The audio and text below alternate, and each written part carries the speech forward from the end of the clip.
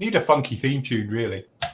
Hello and welcome. Here we are, Flory Models live Wednesday night at 7:30. As always, we are here joined by the love machine, Walrus himself, Mr. Stephen Sutcliffe. I'm a love machine now. Hey, I like that. Well, I can't vouch for that clearly, but you know. Mr. Lover. Mr. Lover. Been promoted. He's been promoted, definitely. Yeah. And head of English department. No, what is it you teach? I teach finance and business. There you go. You see, that's why we're a well-oiled machine here. Clearly, our very own Nathan. Hello. Very well on the hunter. Thank you. The hub of PM land, the heartbeat of the company, our very own Mr. Matt Ball. Hello. Good evening. Apparently, you've got a son next to you, by the way. I know. Do you like it? Look at that. Is that Like interrogation by the Gestapo. I was going to say, you're working actually on your tan with that. So, yes, very good. And here he is, Mr. DIY. Mr. DIY. Our very own Mr. Molyneux. Are you all right, Andy? How you doing? Yeah, that's right, thanks. Perfect. I think that's it. We have got one more who's not here at the moment because, you know, clearly he's on his phone to his mum. He's our very own Ron. No Rob tonight. If anybody's in Germany and there's a man walking around looking a bit dazed, that's probably Rob. He hasn't returned because he's not answering anybody's texts or phone calls. So Rob's not here either. But yes, we're all here and hopefully we're all doing very well. We have got the usual places all on. Everybody is in a super chat thing on YouTube land as well. So we are live across the waves. Also, we are in the usual Flory Models chat room, which I'm happy to reporting I am on it now and it is working. Thank God. So yes, and he's in sync. Yes, the guys are actually mentioning that Matt's lips are actually meeting up with his voice. Yeah, it won't last. Makes a change. The crap that comes out, but hey, it won't last. It won't last. Something will break anyway. But we're all there, so we all seem to be working very well, and we are all doing all okay, which is fantastic. So big news is the site is fixed. Well, it was never broke. It just didn't work in some places. But as we're reporting as of now, I was on the phone to the devs this afternoon. Everything is fully operational. Hence, I'm actually in live chat as well, so that is actually working. Apparently, something to do with the SSO. Or the single sign-in something or other. And if you were in there already, it wouldn't let you back in. And apparently I was in there twice, and that's why it wouldn't let me in. So if you have got a problem with it, let us know. We can boot the system, and we can fix it, and then you'll be good to go from then on. You say it wasn't broke, but it didn't work. Yeah, technically it wasn't broken. It was, yeah. It's not broken, but it's not. It's not working, but it's not broke. It just wasn't working. It was nothing wrong with it. It just wasn't working. Something needed tweaking. Anyway, nothing tweaked. So as far as I'm aware, we have no faults anywhere now. Everything is fully operational. The new site's fully operational. The forum is now fully operational as you see it. As I said before, we have got some other tweaks and various new things coming online as well, which are obviously hopefully improve it, make it more interactive, everything else. But for the moment, we're just going to let it settle because I don't want to make too many changes because you know what happens, everyone panics. So over the next 6 months, we'll be rolling out new things as we make our way through. But we've got lots and lots of good features. Just to clarify the difference, because I've been asked a lot about this, the difference between the chat box down in the lower left on the forum, which you can talk to people on in there, and the chat room is standalone. It is completely separate for that little device down the bottom. The bottom one, see it like instant messenger on your phone and things like that. That's how that one works, all right? The chat room is a law unto itself completely, as a lot of you are all piled in there now, which is lovely to see. You are all sorted. Usual thing as well, because now we're using the single sign-in system, that is obviously linked in as well to the forum. So if you enter the chat room and the forum and the main site, so if you have got a problem, it is something to do with that. So i.e. if you haven't got an active account, it won't let you in the chat room, and it won't let you into the other areas on the main site either because of the way it's all working. But hopefully everybody seems to be all doing all right. So and all good. Everything's worked really, really well, and we're still progressing of moving all the subscribers over. And so far, touch wood, everything's gone very, very well.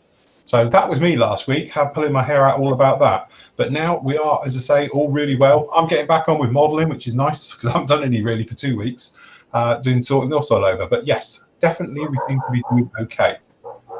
And some of you are now mentioning those things. Everyone's just saying evening chaps.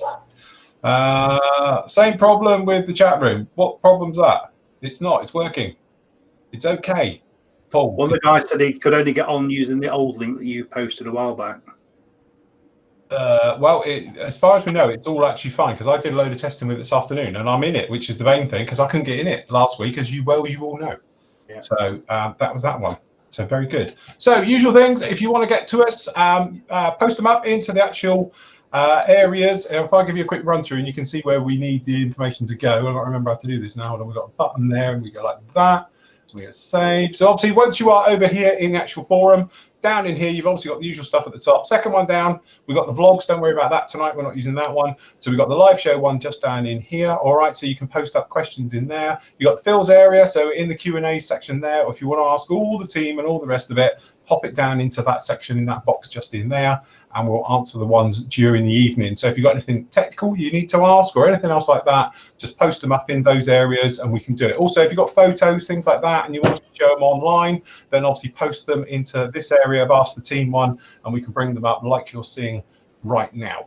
Okay, so that is literally how we're planning on working this evening. So say we have got some questions already loaded up in there. We'll do the usual thing. We'll do a little bit of work. We'll be working on the actual hunters. I want to try and mask this little lump up if I can, so I can get some paint on it in the morning, and making our way through. So without further ado, we'll start this end. Andy, how's your week been? Yeah, not too bad. I was working the weekend, and like they said, I wouldn't be working any weekends, and I was working the weekend. But yeah, just been working on my Starfighter. That's Taking shape. Yeah, take a shape for it. It's all pretty much together, and check seams. Yeah, check the seams, and I've rescribed the. Have you taken the ejector pin marks out of the flaps? Say again, sorry. Have you taken the ejector pin marks out your flaps? I have, yes. The only thing on that, it really bugs me, that kit, because of that one fact. Yeah, it's ridiculous, really, isn't it? So it's right in the middle as well. It's like blinding. It's like, why would you not? Yeah. Yeah, I mean, I watched your build when you did it. I've actually used a bit of Mr. Surfacer on each one of them. Yeah. And then just like sanded over them slightly, and then used a bin vise and just went in again with the rivets. But yeah, it's the worst bit of the kit, isn't it? Really, it is. It really annoys the arse off me. Whilst it's like that, it's like yeah. So, strange. Nice. So you're doing that one in Russian, wrong one, German, Splinter, German, yeah, Bundesfighter one. Bundesfighter. Actually, whilst we're talking of that, hold on. One of the members, I think, was after a 105. Was they actually after a NATO one? Yeah, me. Right. Shall I start the bidding now? So for this, 20p. You can't sell shop stock on you. This is fine. Not anymore. Actually, this isn't a review sample either. This one here. This isn't one I've reviewed. This is brand new, my own stuff. But somebody was after one of these. I happen to have one. Yeah. Okay. So I'll let you lot fight amongst that. But if anybody needs one, it's one there. Not a problem. And I'm thinking, what, £100? It'll be fine. So, carry on, Andy. So yeah, I've just been doing that. I've caught up with the rest of the guys by putting my fuselage together on my Hunter. Added nose weight, and literally just before we came on air, I put the top wing on. So yeah, really nice kit, John. So I think it's Airfix's best kit yet.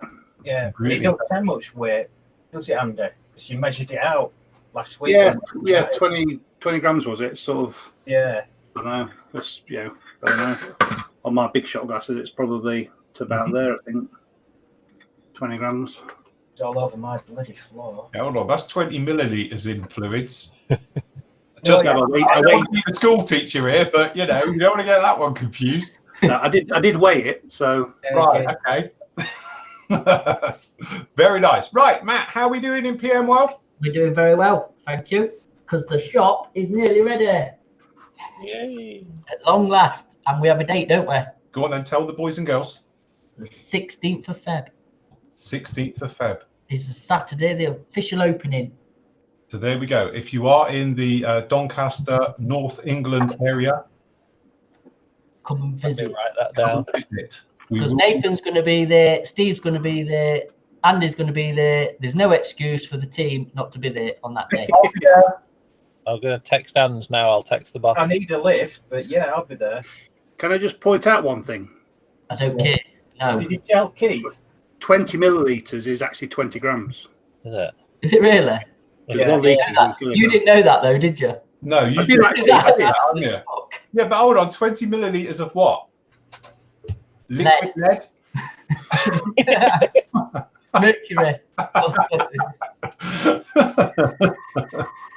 Hydrogen peroxide. Is it? I don't know. I don't know. Is it? Do Well, all 20 millilitres of water is 20 grams. I thought Is it? pound like water. That's why fuel is in pounds, isn't it? Because pound for pound they're the same. Yeah. I have no idea. Fuel, isn't it, for weight and quantity is the same. That's why aircraft are done in pounds, because it doesn't matter what it is. It's the same. What Well, does it chat say it about varies at atmospheric pressure, though, doesn't it? Oh God, here we go. Patrick Where saying is the he wants tree? some water. And temperature and what have Hold you. on, So I'll pass us over to the only person who's got half an IQ. Stephen? Nathan, yeah. Nathan's on Does it? Google. Patrick on the chat has said it only goes for water, Oh right, Yeah. water. but I'm sure it's within the margin of error, isn't it? Oh. Right, okay. So we are obviously just talking about nose weight on a hunter, so we'll be all right. It'll be fine. I just fill it until it's full and then wait for it to start rattling. Like Yeah, this well, that's what I do. Yeah, I just put enough in so I can't get any more in. Then I know I'm okay. Well, I tried putting water in it, but it wouldn't stay in. Yeah, well, don't forget, famously, I did that with PVA glue, if you remember rightly. We won't talk about that small incident I had. Right, okay, so anyway, back to PM World. So we're going to have our grand opening. Yep. And obviously, we'll all be there. Yep. We're going to do it Saturday and Sunday morning. Oh, we all day Saturday and Sunday morning. Yes.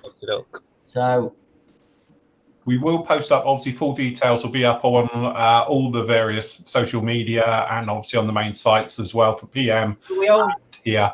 So, you what, sorry? have we all got to sleep in the unit then Saturday night? No. I mean, if you keep his coming, I'm going to talk to him anyway because he needs to come because I've got a gallon of cider here for him. So that's a good incentive to get him here. well, I'll get in there if nothing else will. I mean, if you can only make it Saturday, then just come Saturday. It's not a problem. Do you know what I mean? Yeah. Whatever day, or if you can just come Sunday morning, come Sunday morning. So You say the 16th and 17th.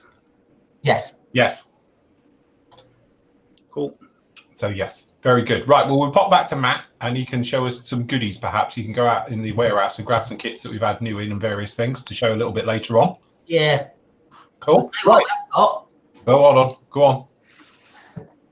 You know about your herpes, So, don't you? paint set. Ooh. I've got most of the RAF. I've started getting the paint sets in for the attacker. And if on the site, we've got the RAF ones in at the minute. Right. Most of the RAF ones. And then it's obviously, as orders come in, I'm going to add to it with different, sets of whatever I think we will sell, really. And just like to point out, don't forget, if you do want individual bottles of Attacker, hence whilst I do have a few individuals here like this and not in boxes, is that we are, as far as we know, still the only UK stockist of individual bottles of Attacker. So you can buy them individually from our sister site, which is pmmodeluk.com.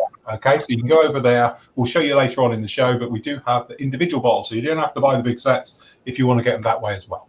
And we've also had a restock of the thinners. Cool. And do you know what? Ron's made off with my thinners, so I'm going to need some more. Does it? Because he forgot to order some, so I've let him have a bottle of mine. Oh, right. Okay. So, yes. Stephen's a big fan of this thinners, aren't you? I am. Yeah, been using it on my V2 build, and it's brilliant stuff. And I've found that the thinner that you get your paint, the better. It sprays a lot better the thinner you get it. So, And you can finish with an inch of life. So it's quite durable. It is, yeah. You can really thin the crap out of it and it ain't going to go anywhere. It It's holds together very nicely. lovely smooth finish on it. But yeah, we've got a bit of camo there, look. Look. On the erector. That for the erector.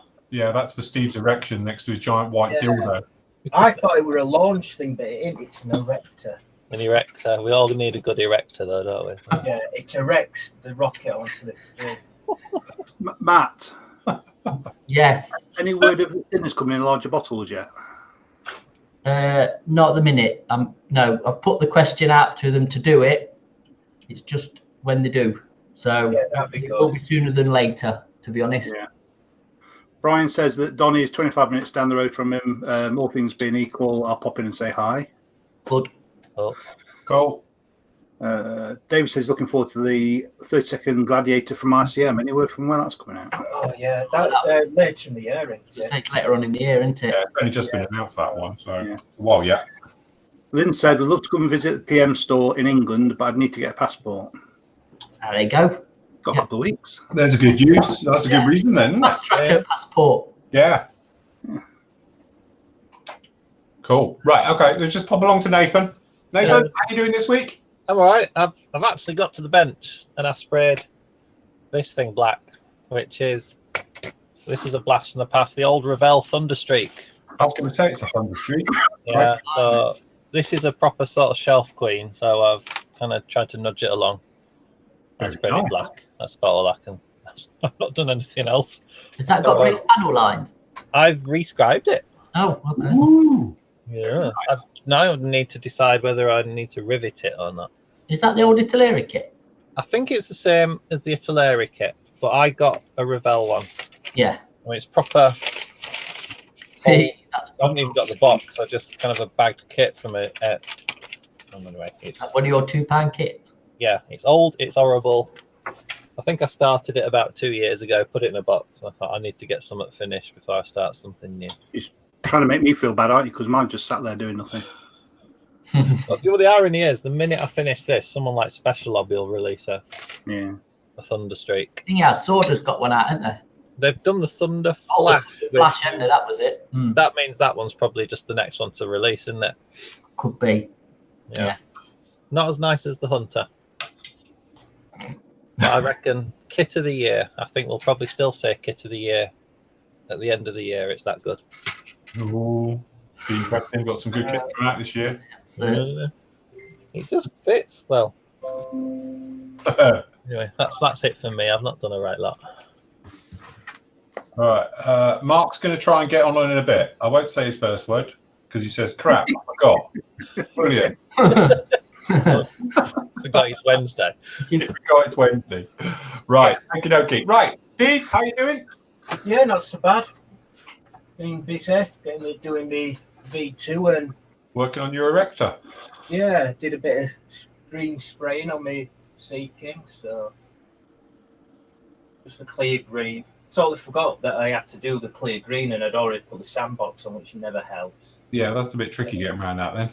Yeah, but I've got to say that if you remember back to our Coast Guard helicopters, I used the old, mixed it with self-leveling thinners, and it sprays amazing. Yeah. Greens. It really does. But yeah, so yeah, keeping busy. So tomorrow I'm masking this bad boy. Jeepers creepers. Very nice. Yeah. Ladies. Yeah, yeah. It's a fine specimen. Yeah. Very nice indeed. Cool. Speaking of which, Steve's done loads of videos, but I haven't put them on the site yet. So I'll get them. The first one will go up tomorrow. And then Steve's got a load more jogging along right behind it. So we can catch up with Steve's video build on that one. So those will go up tomorrow. And then hopefully I'll get my bear up. Next part of that will go up on Friday. And then I've got to get some reviews done as well this week. So I'll probably go through a few of those tomorrow. So yes. Just while we're on, hold on, just while we're on, just a disclaimer. Anybody who's coming to the unit, when it's open, in this weather, please get wrapped up because it is cold. Just remember, in other words, the warmest place to be in an industrial unit in winter. Hats, scarves, gloves are pretty much necessary. I'm afraid. From it, you've got to say high-vis jackets are needed. And a hat. Hard. Or that eye-vis and steel toe caps are also needed. Yes. We'll stand in your office. About 30 of us. Yeah, my office will be locked. Especially to your lot. Make off with his stash. Got one. It's all going. Sold. Right, and as for me, as I say, two things obviously this week. First of all, obviously on with this little guy, which is the amazing, have to say, we're all about kit of the year. That's a beautiful little kit as well. This is the, where's the box? Where's the box? Where's the box? The box, there's the box. Here it is, the plastic hour. 1/72. This is the B version of the F35, which is the V-tool one. So yes, and it is a beautiful kit. No filler, no nothing in this at all. Love the way it's posable, so you can do it gear up, gear down. You can do it obviously and change it about by the looks of it. And then obviously you got the thrust vectoring nozzle at the back. That all moves as well. It's a click fit. This thing just dream fit. One of my things when I reviewed it, and again, this is the great thing about coming back and actually building it after you've reviewed it, was that I had this little niggle that the panel lining looked a little bit soft. It's not. This actually has got a sharp panel line system on this one. It is beautiful, no problem at all. Sprayed it with MRPs because, to be honest, the Attacker one is far too silvery, and it's gone down absolutely lovely on this one. So it's a mammoth decaling job, as anyone knows this kit is, because it just, you don't have markings or there's nothing painted. Literally, the entire thing is all decal. So I'm going to use this one as a test area for doing a new decal video on decaling and everything else. And I'm also hoping for a brand new, not available in the UK, decaling solution, which my mate Merrick sending me one, which apparently is available in Poland, and it's pretty much the dog's nuts. So I thought, good one, we can test it on that. So I'm going to wait for that to turn up, and then we can do a little bit of testing of decaling solutions, as well as showing about decaling and all the good things that go with it. It is part of a video build, although it's a speed one. So literally it's going to be 3 parts on that one yet. So it'll be in and out really, really quickly. And then obviously this lump, which we've been playing with and going through, and the camera absolutely hates this thing with a vengeance.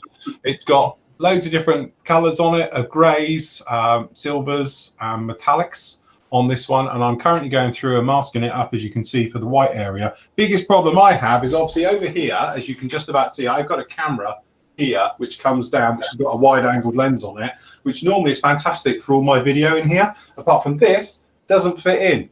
So it's a little bit odd shot. I sit back here, I have a camera there, and we sort of just do it like this.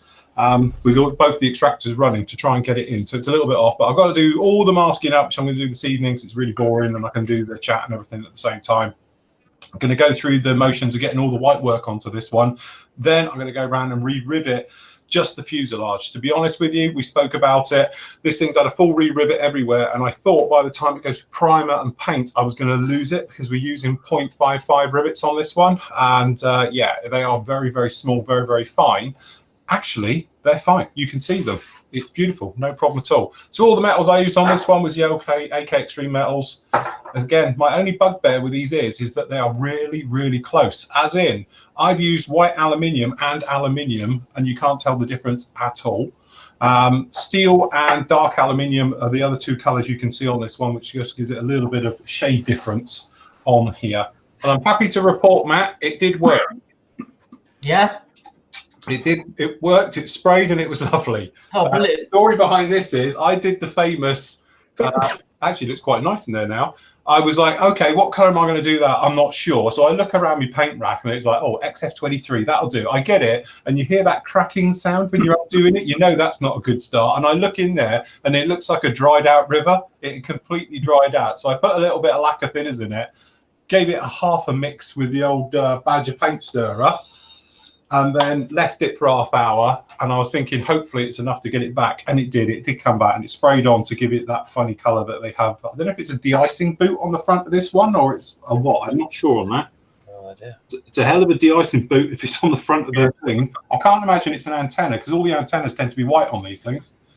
But so anyone knows why they do it that color and what it is, chat up in live chats and areas like that. That'd be fantastic. So how are we everywhere? Everybody looks quite good. I'm just checking in the old YouTube land as well. It's nice. Just before we came on air, yes, we said we weren't going to mention something, didn't we? Yeah, it's all over chat. Matt then mentioned about how cold it was in Doncaster in his Hold on, I just said the unit. I did say actually outside. It's well done, Andy, bro. Yeah, Andy. For David Robbins, they said, cold, Matt, ? We are freezing at -30 here. Yeah. Hey, I've been to Fairbanks. I know how cold things get. So yes, we're supposed to get a cold block. We did have snow. We've had our first snow of the year overnight. That came in. It's gone now. But Then for the 3 flakes have gone. yeah, clearly. Obviously, everything's been disrupted. Trains cancelled, flights have been cancelled, schools are closed. Mind you, if it comes in like it did last year, we had proper snow. And the first time we've had proper snow, like a foot deep, I can remember since I was like the 70s. So Tell me about it. So yes, poor old Ron last year, live from a motorway. So, yeah. Yeah. Right, okay. Chris brings up a little question here. He's saying about car parking. Right, the unit is very limited on car parking. The thing is, we don't want to upset our neighbours, including the ambulance service, because they're one of our neighbours there. So clearly, we can't have a million cars in there. If anybody knows it, and I'll put up maps and details and everything all over social media and all the areas of where it is and everything else. There's a small car park in front of them because it's a secure unit. We have a giant gate that goes back and forward outside of office hours. But there is parking on the road out front as well and all the rest of it. And then you can just walk in. It's just that we are very limited on parking in that place because we don't want to upset our neighbours. But yes, definitely something we have to think. It's actually not a bad car park. There's spaces as you come through the gate, but outside the gate, there's a printers. Yes. And they won't be there. And there is car parking there as well. But yeah. Depending on how many people decide to turn up, is what it is. But just knock on door, go and have a word with printers and just our courtesy. They won't be in on Saturdays. I don't think they're there Saturdays. It's normally quite all right, and Sundays will be quiet. So this thing in it, and then I'll make sure I park out the way then. So and there is a bit of a car park down the bottom where it's a bit of a staff car park. And again, that should be pretty much empty over the weekend. So, let me own little private car park. Yes. Field, just charge people. You'll get in, you won't get out. That'll be it. You'll be blocked in. Yeah, that's the trouble. So yeah. Anyway, hello to everybody in YouTube land. Great to see so many of you all in there. I'm not going to read you all out because we'll be here all week. You want an apron, Adrian? If you want an apron, pop into the florybottles.org. We've got a store there. They're in there. £22. And I must admit, I am now officially got rid of the combat trousers because I can wear jeans. So it's like quite handy now because I've got my apron and it protects everything. And I must admit, I am now a complete compliment to it because I wear it all the time. So they're in there. Lots of you around. Chat doesn't work, but worry about that afterwards. Okay, Archie, don't worry, we'll sort that afterwards. Hello from everywhere. Wow, you lot are everywhere. Hello to European. Brazil, that's a good one. Australia. Brazil. Yeah, snowy Vermont, lovely. Belgium, Columbus. There you go. 1 litre of fresh water is 1 kilo. But salt water, as in seawater, is 1.03. There you go, salt content. That salt content. Plastic. That's plastic content. It's carrier bags and all if it's from the sea. We've got someone here. Pete saying, Phil, I asked about last week about your opinion about the 148 scale Kitty Hawk Yak 130. Well, it's the worst kit for sink marks. And recessed injection I've ever seen. Wow, not good. Really bad, apparently. Zvezda is your friend in that case. Go grab the Zvezda one in that point. There you go. It's -40 in Minnesota.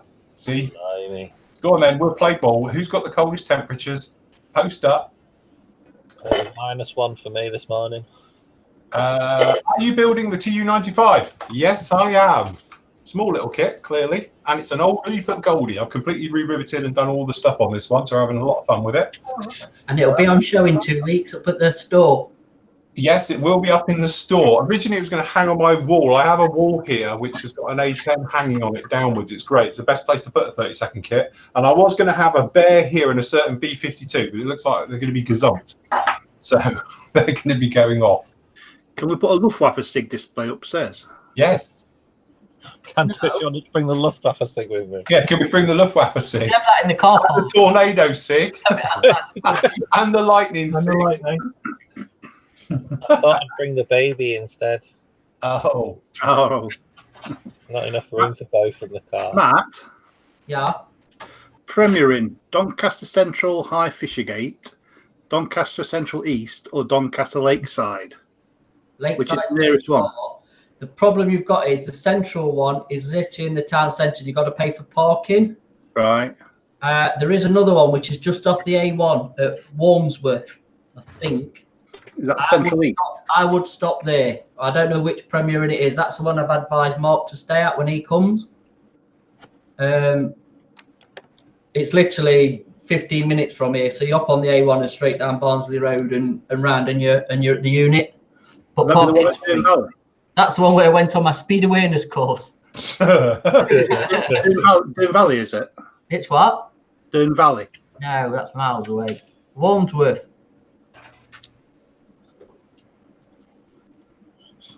Is that one? To be honest, they're all not a million miles away. Yeah. To get to the unit, you're going to be looking 10 minutes, even if you're stopping at the one, the other one you said, the first one. 10-15 minutes tops.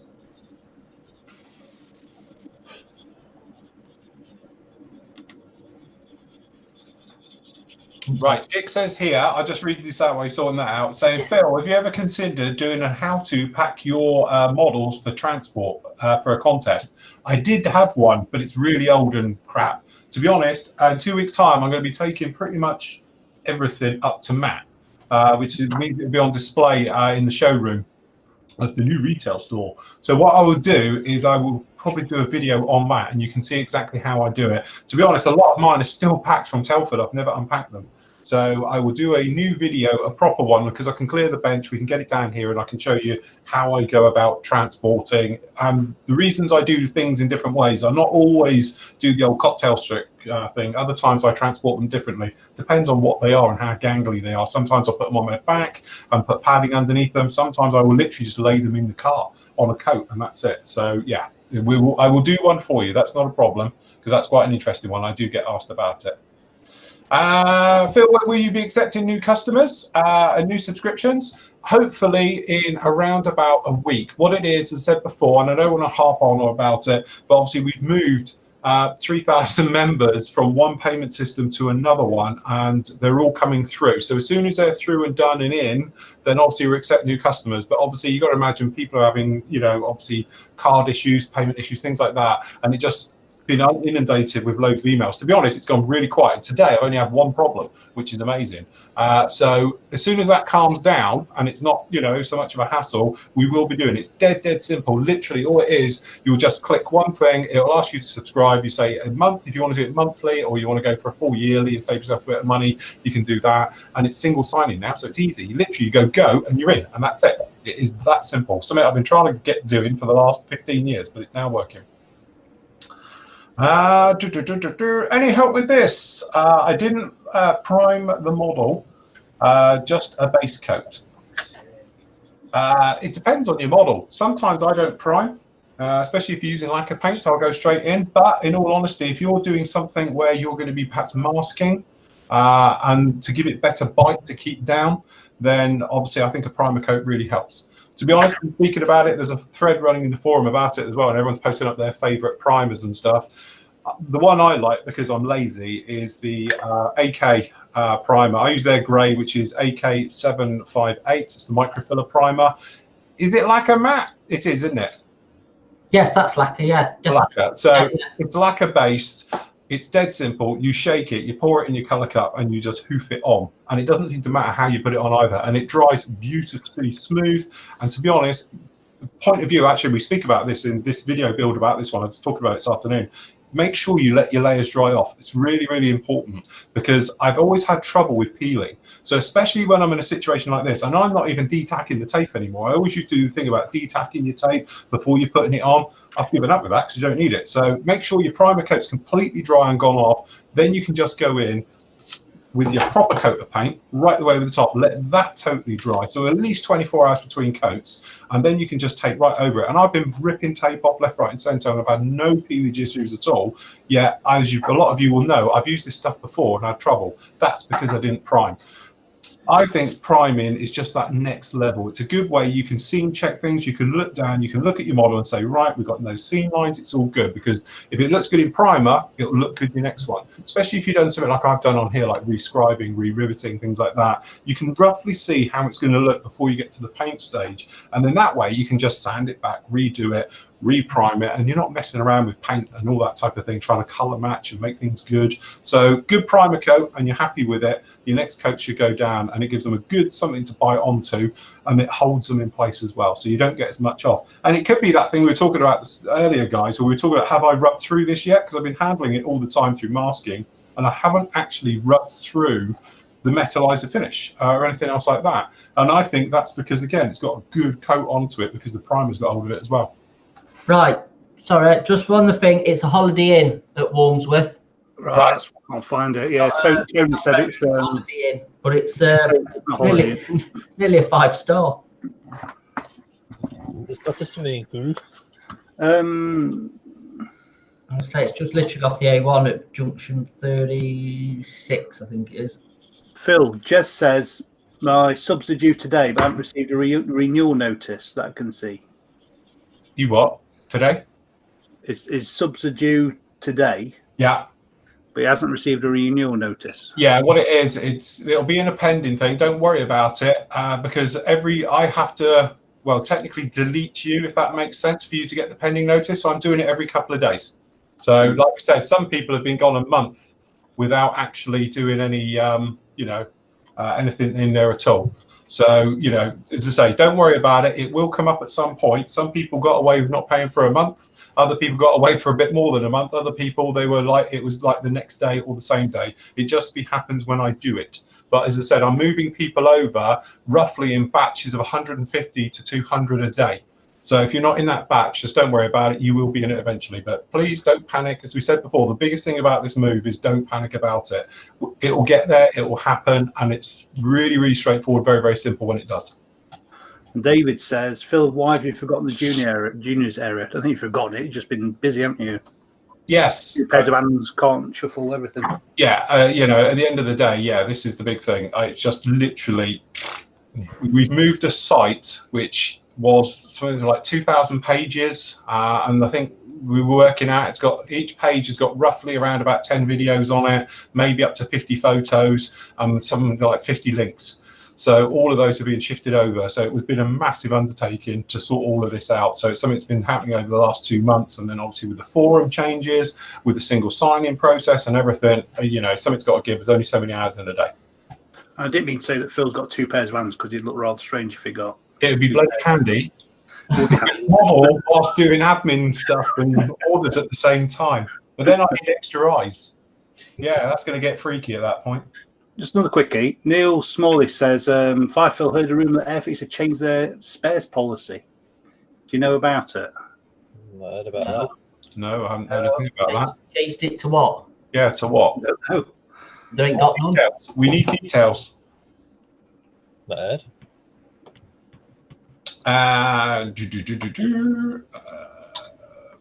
Right, okay, so Peter, on this little count, I don't want to keep going on about this one because obviously it's not much to do with the show, but anybody like Peter saying about the subscription's been cancelled, do I need to do anything? No, just don't do anything until you're asked. What will happen is you'll go into the forum, or if you log in from the main site, it will literally just simply say to you, do you want to subscribe?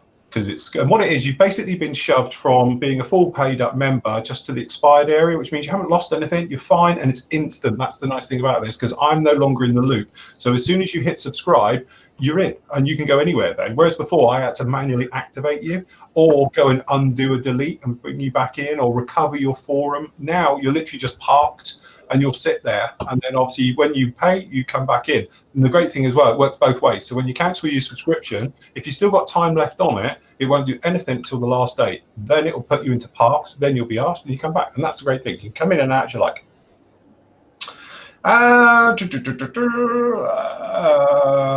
Nice heater, Nathan. Yeah.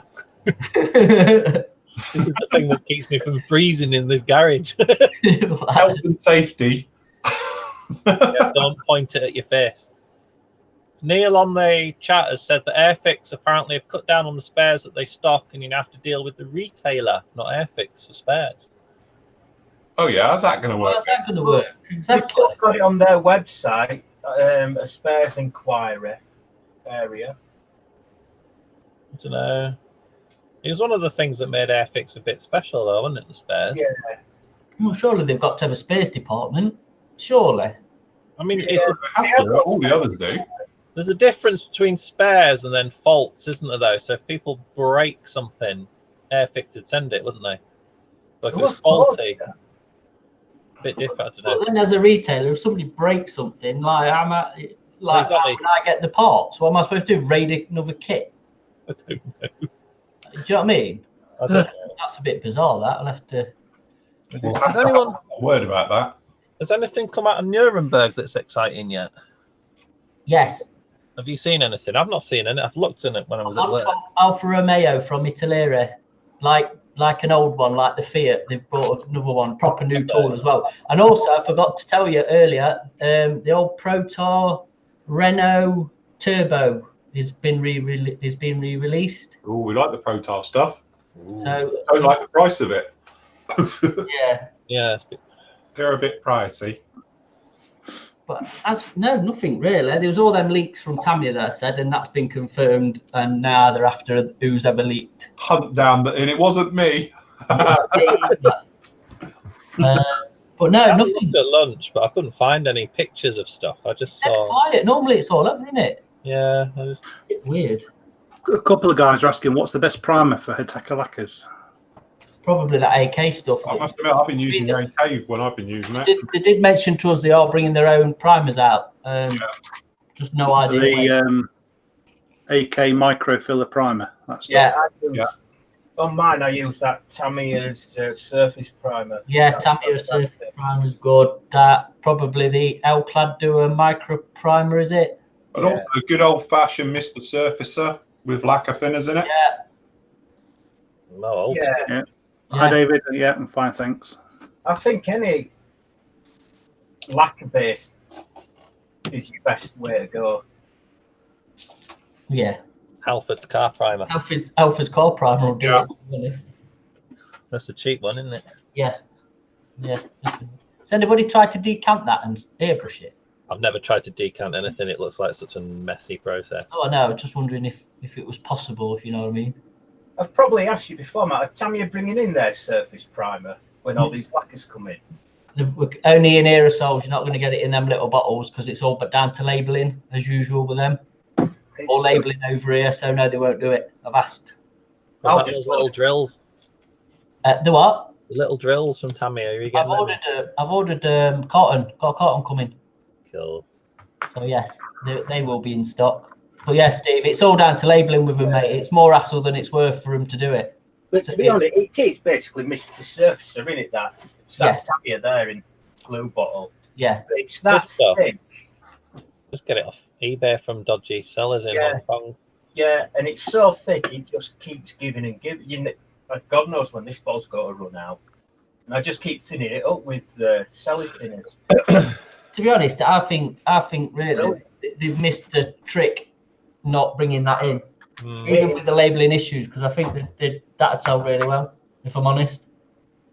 The thing is, I don't think even I could go and say, can you get me a couple of boxes full? Because again, it comes down to the labelling and all the, the rubbish that goes with that. So I couldn't sell it anyway. But that's got it all over it. And I'd be liable.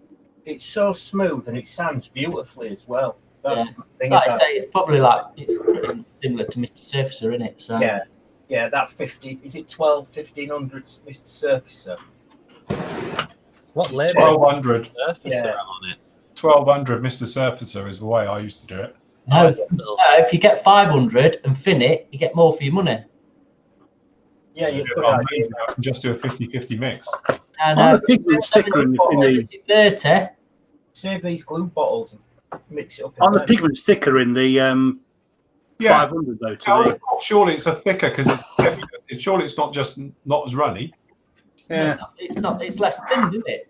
Oh, I thought it was that had a thicker pigment. Of course it is. It's the same paint, just it's more thin and.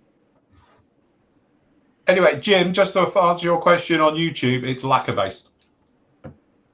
So it does whip a bit, but it's great because it dries instantly. And the great thing is with this versus other ones like your Stynel reses and stuff like that, which I don't like at all, is purely because they take forever to dry before you can sand it. This you can put down and just sand it instantly. So that's the nice thing. So it's a nice quick fix. You put it down, you see a fault, you can sand it, feather it in, respray a new coat on top, and you're done. Whereas, say, trouble with Stynel res is because it's polyurethane, it rolls up and you try and sand it. So it's great for a perfect finish, but if you need to do anything to it, then you're in trouble.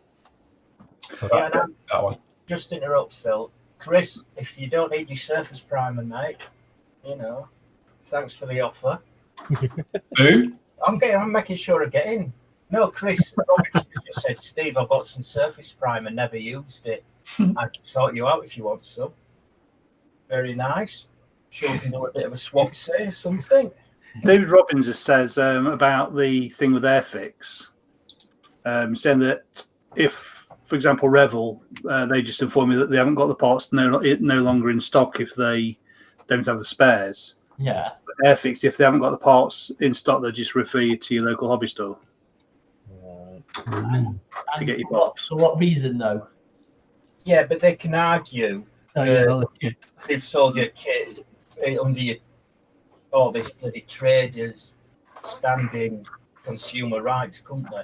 That you've been you can have your money back, but yeah, but they shouldn't. No, but that's only if you check.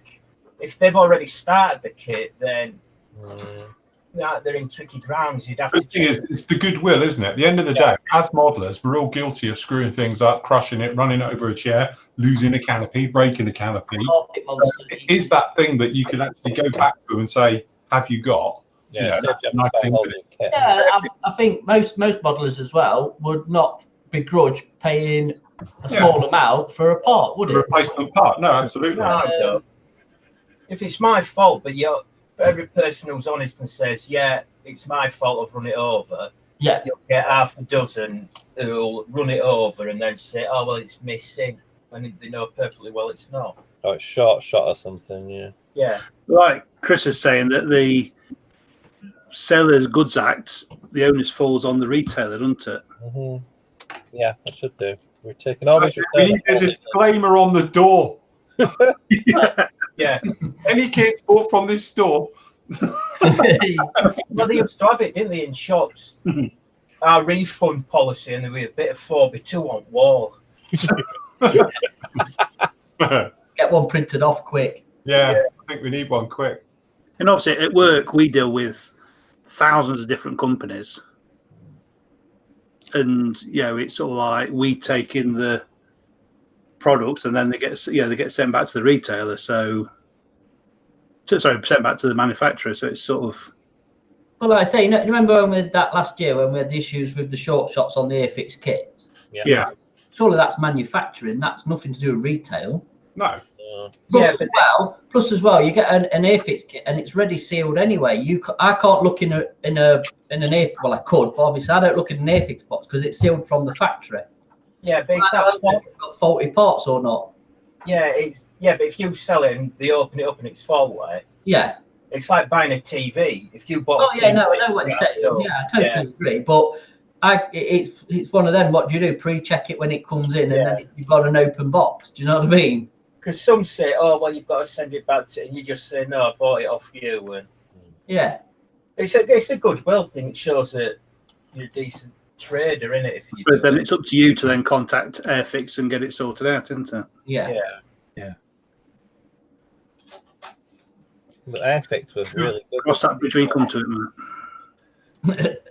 Right, on the Airfix, whoever's put the upper wing on this Hunter, should there be a panel line between, just in front of the intake, basically? Or will that need filling? Where? You know where the intake meets the wing? Oh, yeah. Should they be there, the panel? Do we know? Or I think so. pain in the air? They're not. There's a bit of a gap. There's a bit of a gap underneath, but I'm thinking it's underneath, so I'm not losing sleep. Where the intake meets the wing. Yeah, where your intake, where your gluing the wing goes on. The underside of the wing. Yeah. Yeah, I've got a massive gap there, but you won't see it when it's on its wheels. Yeah, but What, you mean when the wing pushes it, when you slot it in? it's one side's nice and the other side's crap. Yeah, I've got a bit of a gap on the underneath, but I'm not bothered. That's not a bit of a gap though. That looks. Yeah, I'll see what it's like when I put the other side on. Anyway, how's Ron getting on with his decals? How I'm getting on is diagonally they're settling down. You haven't binned them off then? I haven't peeled them off. I nearly got that bit. I've persevered, Looks good. and I think they're looking okay now. Yeah, it does. Looks nice, that. I'll tell you where the fit on the Hunter is bad, is the nose cone's a bit rubbish. Wait, so the nose don't fit very well. It's a bit rubbish at the front on the nose. Bit of a gap. I need to swipe it with a Flory sanding stick. Right, hold on. Couple of questions. You guys can help out on. What's the best 1/72 B25 kit? Oh, Frank. right. Depends which version you want. He doesn't say. Well, he needs to know because there's two. Because if you want the H, that's the Azaghal one. And if you want the C and D, it's the new Airfix one. Right. So But the turrets are different, aren't they? It's different because of the turrets are positioned different. The H has got it just behind the canopy, and the early one's got it down the fuselage middle bit. The Airfix version of it. Yeah. I have actually got both versions here. Would you like to see? Yeah. Go on then. Show us. I've got the new Airfix one. Hold on. Hold on. Come on, Way to Matt by about a minute. Because he was still talking, and you could hear him. Yeah, my nose is perfect, Nathan. Is it? I've just got a bit of the panel at the side, on the side that just there's a bit of a gap that opens up. It's good to filler and it's right.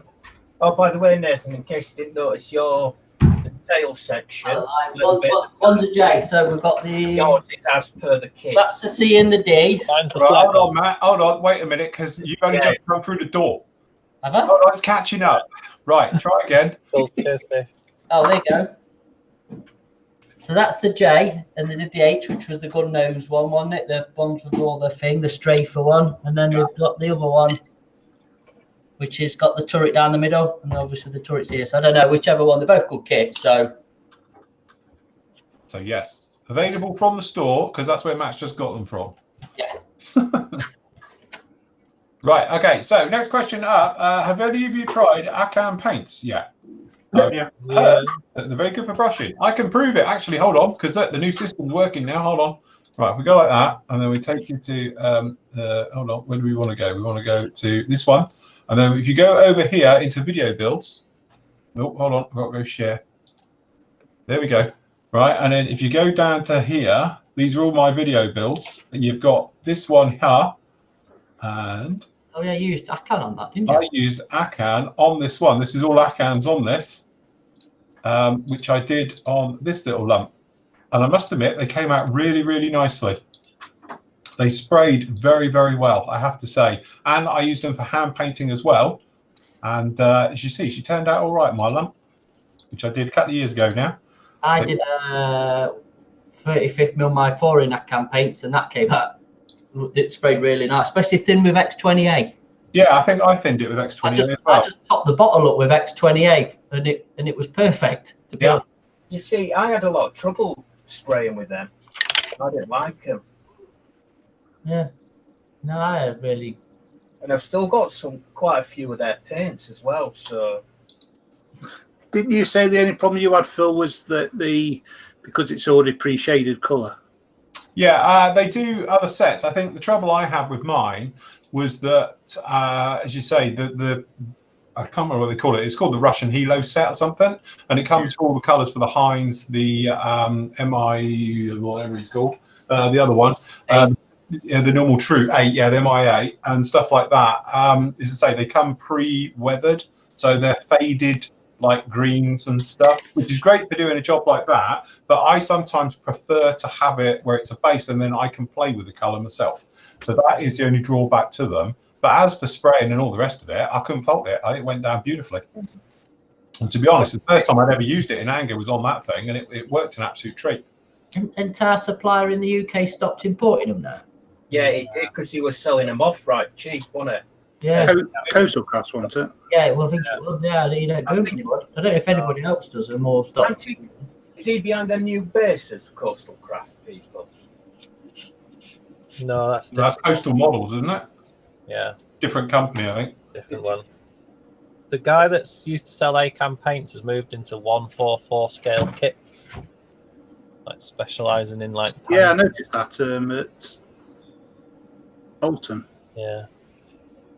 Oh, right. Mm-hmm. They're the people that sell all those like F-toy type kits at the shows. Yeah. Ahmed says he's used AK metal paints. First he polishes the plastic, then he sprays on gloss black, goes on great, and then AK polished aluminium after he sealed it with AK clear, and then used Mr. Colour decal solutions on it. Cool. Bet that's a shiny bird. Definitely. That would be shiny. Very shiny. Shadowland says, aren't Tamiya's new lacquer paints going to include some spray tint colours? They do, and I have them. So we have here, this is, oh yeah, sorry, mine are slightly different versions to everyone else's, because mine are all in Japanese. So I can't tell you what it is, unless you've got your crib sheet, Matt. Not for that. No. JP15, because I can't read a word of it, because none of it's in English, because mine did come direct, so yeah. And JP14, but the thing is, it's the, what do you call them, TS colours? The spray can ones? Yes. AS colours, isn't it? Yeah, that's Isn't it AS, the aerosol? Yeah, I think it is. I think, well, that's the way I do it. But yes, they do. So these are the new ones, and we are expecting this. Well, these aren't technically available in the UK yet, because they're not in with our importer, but they should be sometime before the summer. Is Ian going to be there one weekend to put the labels on? Hey, I reckon they will be. They'll have them all in, labeling them. TS colours then. Sorry, Andy? No, they are TS. The RTS, are they? AS as well, then, don't you? AS is for the car bodies for the remote control stuff. It's got a flexible. Polycarbons. They're polycarbonate ones, right? Yeah, it's got a flexi thing in it for when you crash them and all that thing. Right. Okay. So, yeah, but apparently they are going to follow suit. Plus, they're adding colours. Once they've labelled them up. Mm-hmm. It seems to be a running theme tonight with Tamiya and labels in the UK, isn't it? Yes.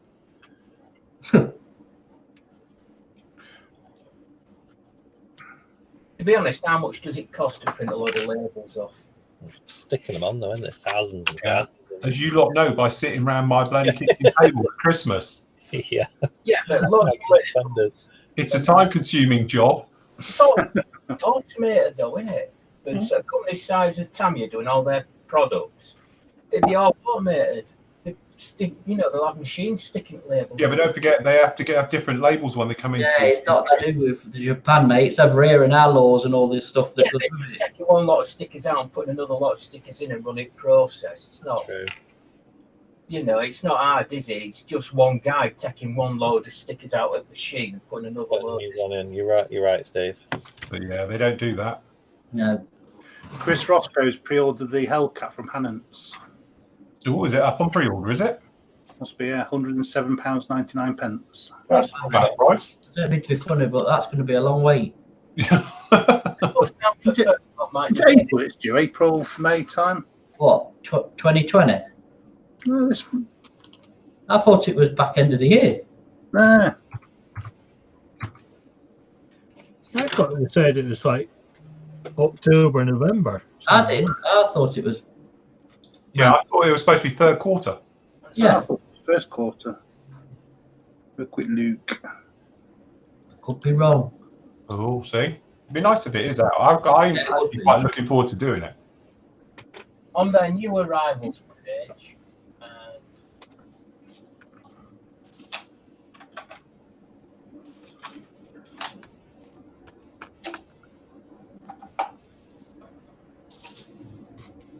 Have you got your thing in now, Mike? Your husky?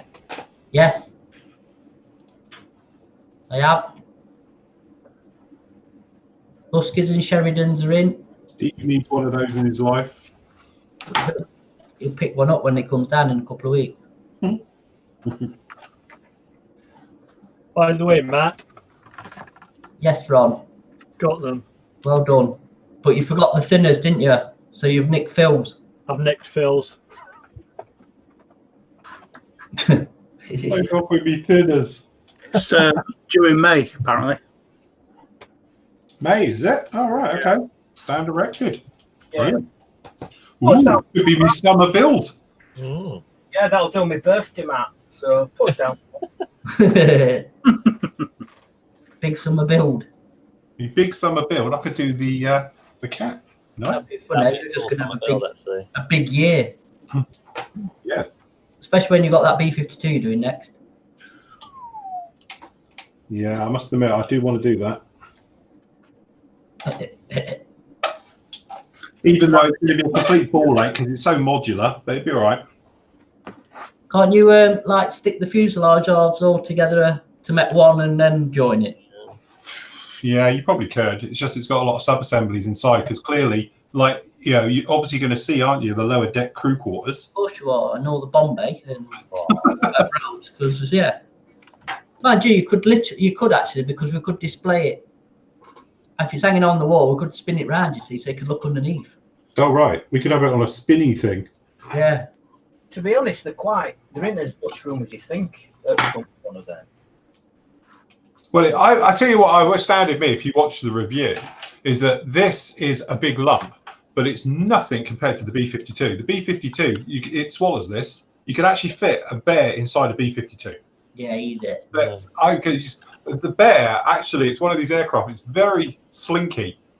It's very thin. You know, it's very fast, let's face it. But the B52, that is a massive lump. When I did the side-by-side comparison in the review, I was amazed. It's like 10 centimeters each side bigger. So it is a bit of a lump, bit of a beast. Is it the G version? Which one was Vietnam? Is that a G? Might have been even pre that. Or a D? Yeah, it didn't have the chins on it, did it, in Vietnam? No, up on the B52. That one's due out next. Oh, right, okay. So, I don't know, whichever version that is, that's due out next. Look quite cool in the Southeast Asia camo, wasn't it? Yeah. Oh, yes. Yeah, I had a tour of one by the air crew at Lucas. Managed to have a good climb around it. Rather good. It's most magnificent plane. I think it's quite funny because there's that quite a really good documentary on YouTube, and it's got the 3 generations that have flown the same aircraft now. So, and it's been going that long. But what I'd like to do is that story that I was telling the other day on one of the shows, wasn't it? The one that got shot in the arse by a harm missile. From 16, whatever it was, shot a harm missile. A F4G, wasn't it? Wild Weasel shot a harm missile because the tail gun on the B-52 targeted the aircraft, and it thought it was a air-to-surface gun, so it fired at it and blew the arse end of the B-52. But it landed and is still flying to this day, apparently. So, yeah, you said about that last week. You actually mentioned the name of it. Yeah, it's called In Harm's Way. The B-52's got a name now. I think that's really cool. So I must admit, I quite fancy doing that one. I think. Sorry. Paul Crawley says, is there any chance you can move the images below to the left-hand side? As it blocks what? Can you move them or not? I don't think we can. That's what I was saying. Could the team hold their hands up, please, or move your camera down a bit? Yeah, it says blocking what we're building because you can't see our desks. That's it. Steve, you bring yours down by about a foot. Crotch cam. Crotch cam. Crotch cam. That's it. We can actually see Steve's desk. Yeah, it's not doing too bad. Actually, you can see his cutting mat. That's an improvement. Yeah. That's the first. That's it. We can see Ron's now. Look. Oh, look. We can see it all in glorious Technicolor. That's a perfect one of Ron. Chopped his head off. Off with his head. Hold on. His camera's moving on its own. How's it doing that? Yeah. He's possessed. Freaky. Haunted. Hey, he's not going to start ringing in a minute, is it? And he's on like babe cam or whatever it is. That one's on your ceiling. Ron, put your camera back up. Back up to your Put ceiling. your camera back up to the ceiling, Ron. Back up to the ceiling. Yeah. What's that? You stuck to the ceiling, that poster. Bill. What? David Pierce says, Patricia Ann says hello. Hello, Patricia Ann. How are you, sweetheart? That one. Is that from Romania by any chance? Yeah, that's the Romanian air show poster. Yeah, right. Oh, cool. How many of them you got? 2 or 1? What, posters? What? Anyway, we need it up in the store, so can we have it, please?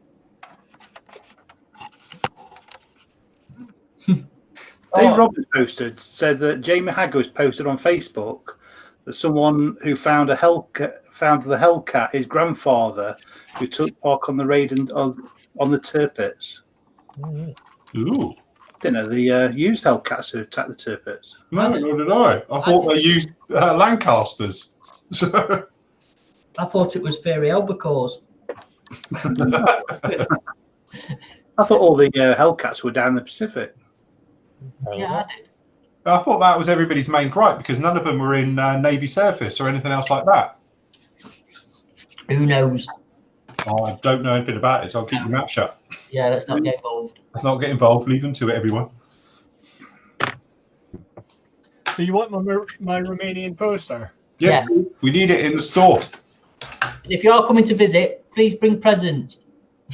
Paul, yes, is in the room for the live show. Haribo, cash, whatever. No. No, seriously, on a serious note, I'll do the call for this. Yeah. If anybody is planning on visiting, or if you are one of our international viewers, watchers, members, and all the rest of it, please feel free to send us stuff, because what we want to do is have it, like me and Matt call it our little club, but to have it very much like a social place, if that makes sense. So what I might end up doing is donating my patch collection as well to Matt, because in there there's absolutely fantastic stuff. So people also can come and see it as well. So if you've got memorabilia, stuff like that, that's interesting, we would love to put it in the store. And then other people can have a look at it and be amazed by it as well. Yeah, we've got loads of wall space, so Yeah. yeah, we'd. So, and if anybody's got an aircraft, we could do with a Gate Guardian. Yeah, aircraft parts. Aircraft parts. We can hang them all. You can ask Trago if you can have theirs. What the Trago Mills trainer? Brilliant. Yeah. I've got these, Matt, you can have. I'll donate them. What's A that? couple of years ago, when the Navy were at Telford, they were selling pictures for charity. And I bought a few, and I've got these that have been in my cupboard. We've got... Have a look. Oh! Oh. Oh, yeah. Which is rather nice. And also, we've got they're all the historic flights, so they've obviously picked them off there. We've got that one as well. Oh, nice. So you can have them ones. Thank you. We'll get actually, do you know what? I'll get them framed because they're proper nice. Yeah, they are nice pictures. I've got this one as well. It's half escaping, but it's still in good nick. Just carefully take the blue tack off. Cam from Steve. Yeah. So this one will go if you just put some more blue tack on it. Oh, yeah. For time being. Ooh. Cool. So Matt, Yes. if you ask Ange if she's got any tornado parts she wants to get rid of, I'm sure she'll gladly. I'm sure she'll trade it. I know what you've got your eye on. Yeah, she's already got tons of the stuff. She called it crap lying around the house. you can, I'll send them. But no, on a serious note, obviously, don't have to be massive. But if it's just a patch or somewhere where you come from or anything, it'll be brilliant. Don't go mental, but yeah, we'll have a little section, I think, for either when you walk in or somewhere around the shop. So good. Matt, you can have my Romania poster. Yay! Thank you, Ron. Ron, are you going to come up then on the 16th? He can't. He's in Bovington. That's what I mean. Oh, did you see Eric's going to come? Is it? Yeah, he's on our other chat thing. Yay! Cool. Super. So if I'm able to get a lift with somebody on the Saturday if Keith goes, and on the Sunday, if there's anybody coming from the kind of Manchester area, Huddersfield area. You have to sit in the back of the car with Isla. I'll do that, Nathan. I'll do that, mate. I'll hopefully bring you a A10 over if you want one, Matt. But if you bring your A10, I think, yeah, because actually I think you're keeping your A10, aren't you? Me? Yeah, you. Well, mine, I haven't got, mine's just taken up in a box, mate, so you might as well have mine. You can leave your A10 there then, and I'll have, if Steve's going to donate his. Yeah. All right. Yeah? Yeah, that's fine. We don't want to strip you out completely. Well, yeah, I'm left now with a Star Destroyer and an A10. Great. Yeah. If you need to borrow out, Matt, any kits for the time being, start this rotation. Well, you're going to dust them off? Kit Well, rotation. still boxed up from Telford, mate. You can borrow the Harriers. They're boxed up. Hopefully, I'll have the V2 done. They're still in the dining room. No, no. Upstairs. Well, I've ended up with Andy's Gigant. Yeah, only because he's offloading it. Do you know what? I didn't even know that would come in here. It's only when we was unloading from Bolton, and then Rob takes it out, and I'm thinking it's Rob's, and he puts it on the side, not realising. We unpack all the other boxes and stuff. I said, "Oh, you've left your Gigant," and he goes, "No, that's not mine. That's Andy's." Right. Like that, is it? I didn't have any room. It was either the Gigant or Steve. And So it's upstairs on the mezzanine, upside down, still in its box. yeah, fine. I have to find somewhere to put it. So yeah, The ceiling. hang it from. Do you know what? It might be coming to that. It'd be a bloody long bit of string. Imagine after fishing wire, won't we? A long fishing wire. Bloody ceiling. It's like, The upstairs wouldn't be too bad though, would it? no.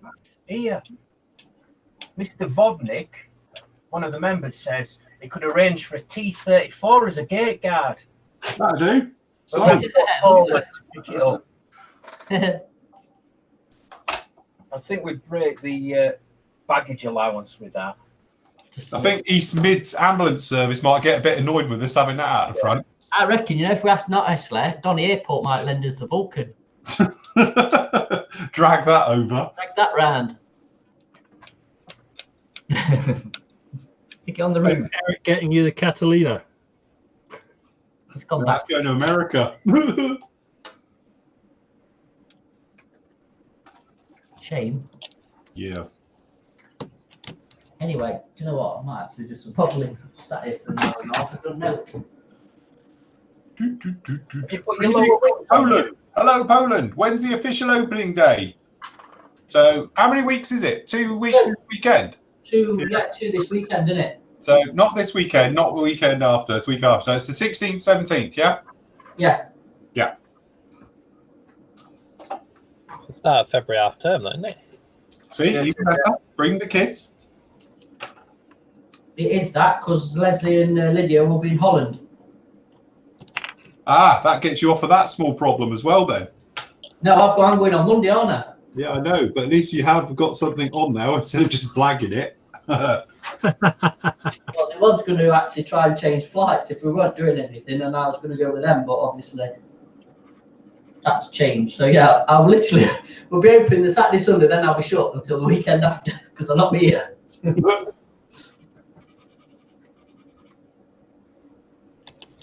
Not to worry.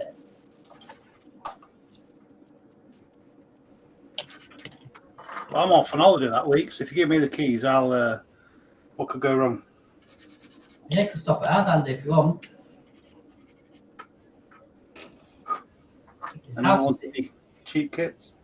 Yeah. And if you pick me up, Andy, I'll come and join you. Just think we can see how many kits we can build and then get Rob to take the parts off them all. Andy Walker says he might pay a visit. And I think Andy Hardwick's going to go as well. Cool. More material? This is Dandy Hardwick.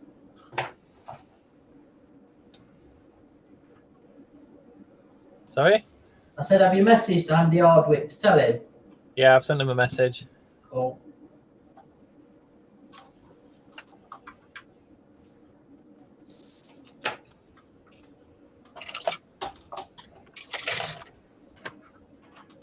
Tell you what, with Phil coming up, it might end up like that YouTube bloke who went to Birmingham and shut the city centre down. 3,000 people turned up, or however many it was. I couldn't work out if it was a bloke or not, to be honest. And was that this weekend? Yeah, It was boring, wasn't it? He does makeup tutorials or something. Does he? Literally crowded out a shopping centre. Influencer, whatever you call them. Okay. Yeah, influencer, that's the new word now. That's what you are, Phil. Yeah, really? Social influence. I think so.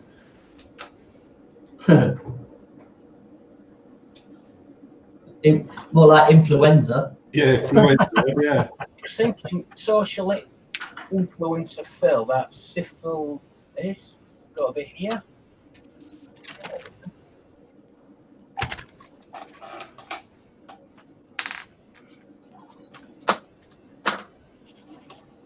The exhaust, jet exhausting's got a bloody nasty seam inside it. Yeah, I filled mine with Perfect Putty last week, and I've just put some Tamiya surface primer down there. Have you put your lower wing on, Nathan? Yeah. Fantastic fit, isn't it? Yeah. Absolutely. I were a bit sceptical when I were cutting it off, thinking, oh God. Though you can see the locating tab. Yeah, the join underneath is not very pretty, but the way it's gone together and the intake, it's looking really nice. around the edges of it, it's really good. But like I said, I've never bothered too much about what's underneath it, so never see it.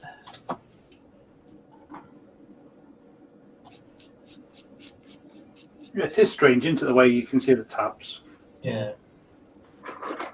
Martin is saying about that MIGS is celebrating its 80th anniversary this year. Now, this is something we did speak about, didn't we? Yeah. For a possibility of a SIG, a MIGS SIG. So I like the idea of that. I do. Well, yesterday, Martin, we will be holding a MIGS SIG, I reckon, definitely later in the year. Do we know when the actual date is for that? Definitely be rude not to, wouldn't it? Yeah. Well, But yesterday was the birthday of the VC. Yeah, right. The schedule up all nice and neat, and then they go and screw around with it all. Does that mean I need to get some MIG kits in? Yeah. Who else? You haven't got any? We can do that, just not Romanian ones. You have an addiction there, Rob. Move away. You're eating their food. I've got meat, so that's good. take it everybody's doing their flaps up on this. What, to hide them?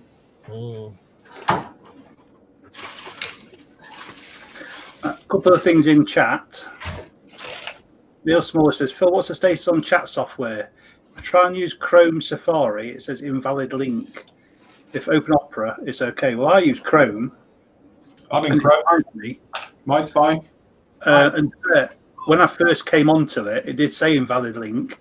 I logged out of the forum and then logged back in and it came up perfect. Yeah, that's the thing. If you're having problems, log in and out and you'll be fine. And mine were exactly the same, Andy, as you. And I'm using Chrome. Yeah, log out, then in, not in and out. Otherwise, you'll be out. I'll get back in. So. Just log out and log in and out. Yeah. I'm on Safari and it's the same. So, yeah. Yeah, that is the thing. Just log in and out and you'll be absolutely fine. And also, for guys who are on about where they've tried to get into the site and it makes them subscribe, and then nothing happens, just hit F5, refresh your page and you'll be in. It's just that obviously it doesn't know until you refresh. So if you just refresh, you'll be good to go. Patrick says, Phil not donating the stylus straw to the unit. But you know what? Me and Matt spoke about this one today when we were talking about it. And there's a big part of me that would love to, but she is my baby, so tough. put it on lock there for just rotate your models around, Phil. She will make it up there. I will take her up.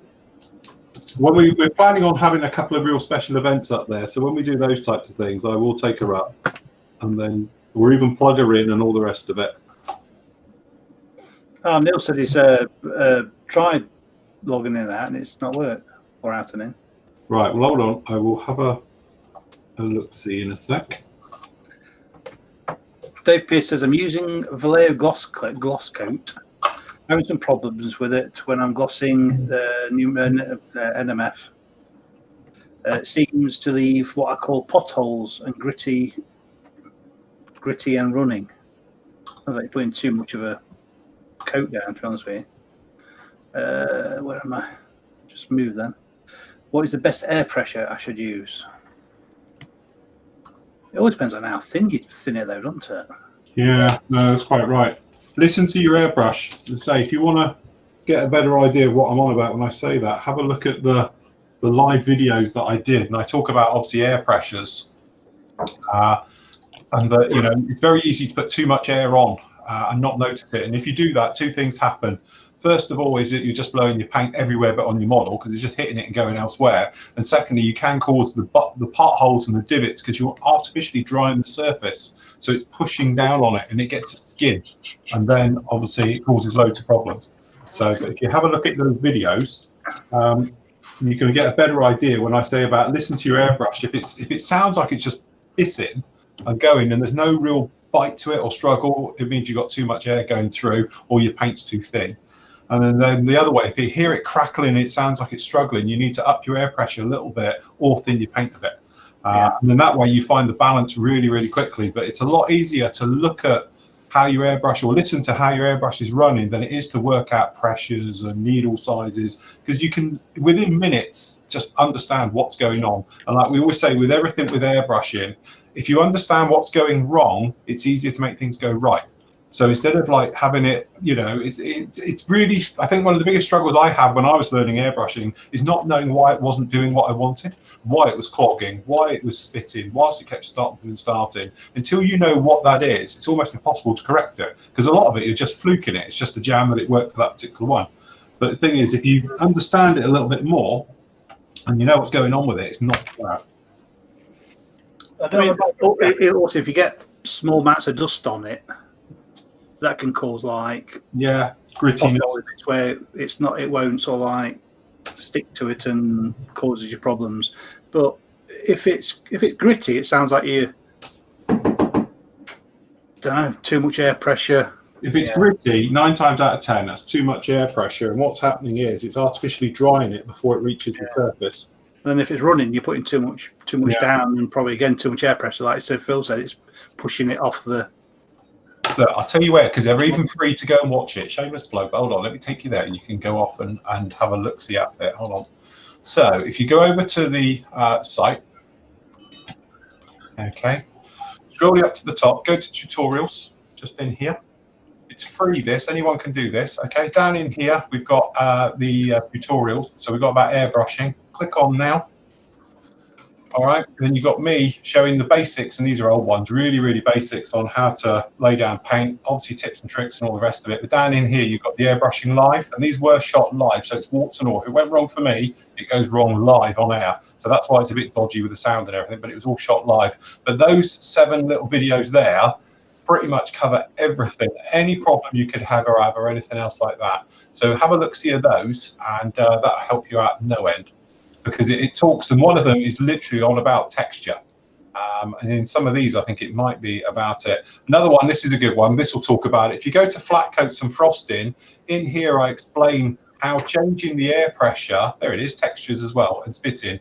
Changing the air pressure is all about it. So if you watch that one there, that will take you right the way through it, warts and all, what's going on. So I talk about it. So it may be that your paint's too thick, so consequently it's having trouble atomizing it even.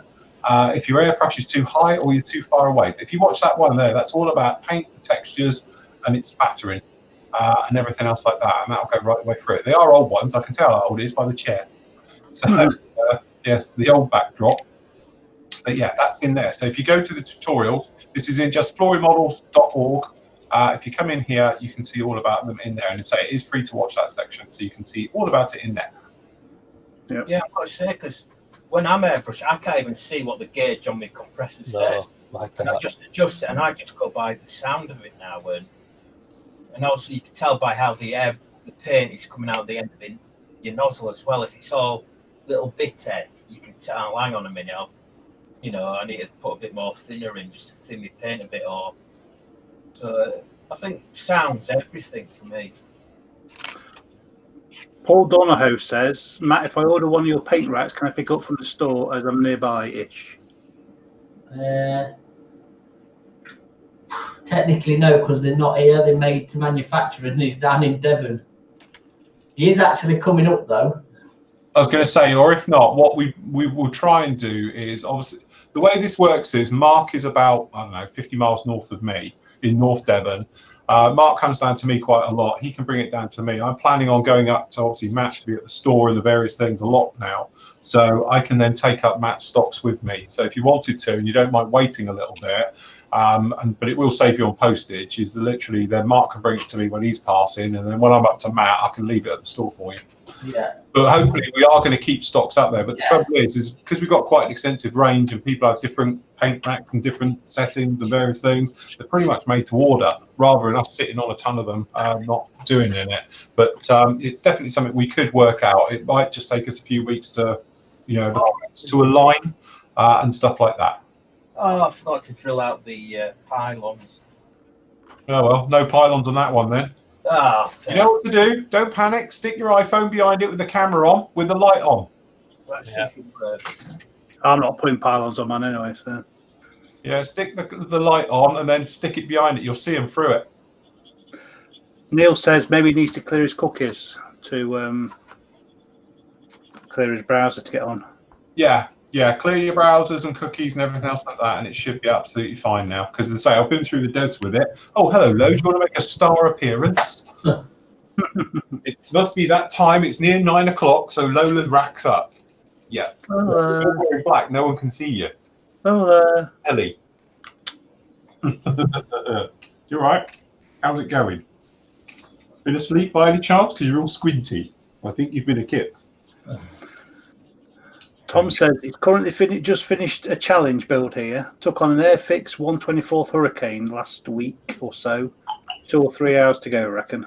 Crikey, that is a challenge doing that kit. Yeah. I think the Hurricane's better than the Spitfire, isn't it? To be honest, it's so long ago since I built them, I wouldn't know. Yeah. I've got one in the stash. Good go. We got it a few years ago from Hobbycraft because they were selling them for 20 quid. Guys, as soon as you have the Royal Navy historic flight going on, it keeps moving on me. Would you like the Swordfish and the Firefly? What? All right. What, the pictures? Yeah, that bit's set near enough there. Yeah, love it. Yeah, please. Gordon's posted that. Yeah, that'd be good. Neil says, what's the dimensions of a large paint rack? And the PM site says one size small, and Phil's view another. Yeah. It says one size, I think, on the site, and Phil says it's. What's that? Sorry. Apparently, on the site it says one size. It's got a size, and your review said it was a different size. Yeah, don't forget, I had the pre-production ones. So my ones were like mine that I have behind me for the paint racks. They have been tweaked slightly because these were the final prototypes. So we have tweaked these somewhat, just a little bit now from what original ones were. So don't take any notice what I say. Take notice of the other one because we tweaked them a little bit for the fitting of some of these. We had trouble because the acrylic's not all the same size and all these different issues we have, which we ironed out after I've actually done the review. But I could redo the review at some point, and we can sort that out. Chris says he's off to school. See you later, guys. I think that might have been a while ago, to be honest with you, because I'm catching up on these. See you later, Chris. Phil, it was the B52F that flew in Vietnam. Right, so there we go. So it must be the F. The F is the next one out, I think. Can you just hold the fort a sec? I think someone needs the loop. Do you want to go out? So I was lucky to see a flight of 4 fly over our positions. There you go. Well, whichever one it is that's the next one they're bringing out. Is it? It's like Dapple Short. They put on the box it's a G. All right. Which has already been out, isn't it? The G. Yeah. Which is a later one. So I don't know, but it is the Vietnam version. So whether they've just made it. Yeah. Up of the box, and I don't know. But yeah. John's off. Got an early start. Neil says, "Thanks, Phil. I made room for this for the size on the PM model site." Ooh. So that's the right size, then, isn't it? Yeah. Chris says, Andy, Fleet Aeron had them and would have been flying fighter escort for the Aerocobras. Sorry, Albacores, sorry. Oh, that's the Hellcats, that is, yeah. All right. Okay. Right. Okay, I'm back. Sorry, someone needed the toilet and it wasn't me. Yeah, it's fair. I knew the Fleet Aeron, Adam. I just didn't realise that it was sort of like used up there. Wasn't the Fleet Air Arm called the Marlet or whatever it is? That was a It wild. was, yeah. That's a Wildcat, isn't it? Yeah. I'm sure As well, didn't they?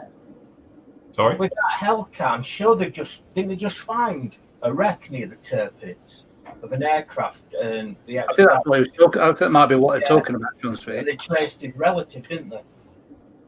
Is that the same story then? Yeah, I think that's what they're talking about, yeah. Cool. Paul's posted, I just finished the MiG-25 PD, but the wash wouldn't sand off like in the video build. Ended up more or less scrubbing it off with a kitchen roll. I put 2 coats of Humbrol satin varnish before applying the dark wash. I think it looks okay, but not that happy with the overall finish. Is it better than the last effort though? So onwards and upwards. The thing is, if you're doing it, you still have to. That's the easy way to explain this. The thing is, the wash can't get stuck to anything because, you know, this table's flat. I can put the wash here and it'll wipe away all day long. It just that it gets caught in the texture. So if you've got a texture that's more akin to a sandpaper, it gets caught in there and you can't physically get it out. All right. So that is the trouble you can have. So a couple of little tips you can do, which is good ones, moving it around as well, is that if you've got like a blue sponge, it's got a little bit more bite than the green ones. Also, the great thing about the blue ones is that they're waterproof. So it doesn't matter if you're getting wet. Just put a little bit of warm water on it and then just do circular motions right the way over it and then wipe it off with a cloth. So you still get the textured effect of the grime in the wash, but without, you know, obviously taken away. But you cut through that top layer of the grittiness where it's preventing you from physically wiping it away, and that's actually how it works. But you can still have, you know, as strange as it sounds, you can have a very smooth, polished surface that's flat, because it's just that thing about the pigment. So the way I describe it is, think of it like sandpaper. When you've got, you know, obviously a new piece of sandpaper, it looks really sharp and that, but once you've used it a bit and it files down, you look at it, it's got, you know, more of a satin type look to it, a flat look to it, and that's what I try and achieve. So the thing about sanding off the wash to give it that effect, it is that way of then giving different things. So some things are quite polished on different angles, and obviously as you change the angle, it looks flat again from the top, and as you go down the side, it's got more of a sheen to it, and that's what I try and get. The A10 was the test bed for it, and looks great because it hangs like this. As I look at it, you've got different, as you move around, you can see some of the panels are more glossy than others, so forth and so on. It gives that paint that sort of three-dimensional look. But it's one of those things, it's trial and error with it, but you still need your paint to be somewhat smooth so you can get in amongst it to get it off. He says he left the wash on for, I think he said 2-3 hours. I've lost chat, sorry. Yeah, as long as it's totally dry, it'll be absolutely fine. Yeah, but how long did he leave the Oh shit! Paint. You know, that is the other thing. dry. Big thing is the surface has to be completely dried and cured, because you're putting water, although it's just water on top of it, if it's somewhat still a little bit sticky, when you're rubbing and you're sanding, what can happen is it traps it in the surface and it won't physically release it. So make sure it's gone off totally and you'll be absolutely fine with it. Right, I've just got a couple of questions in here. Let's pick out the goody ones. So we've got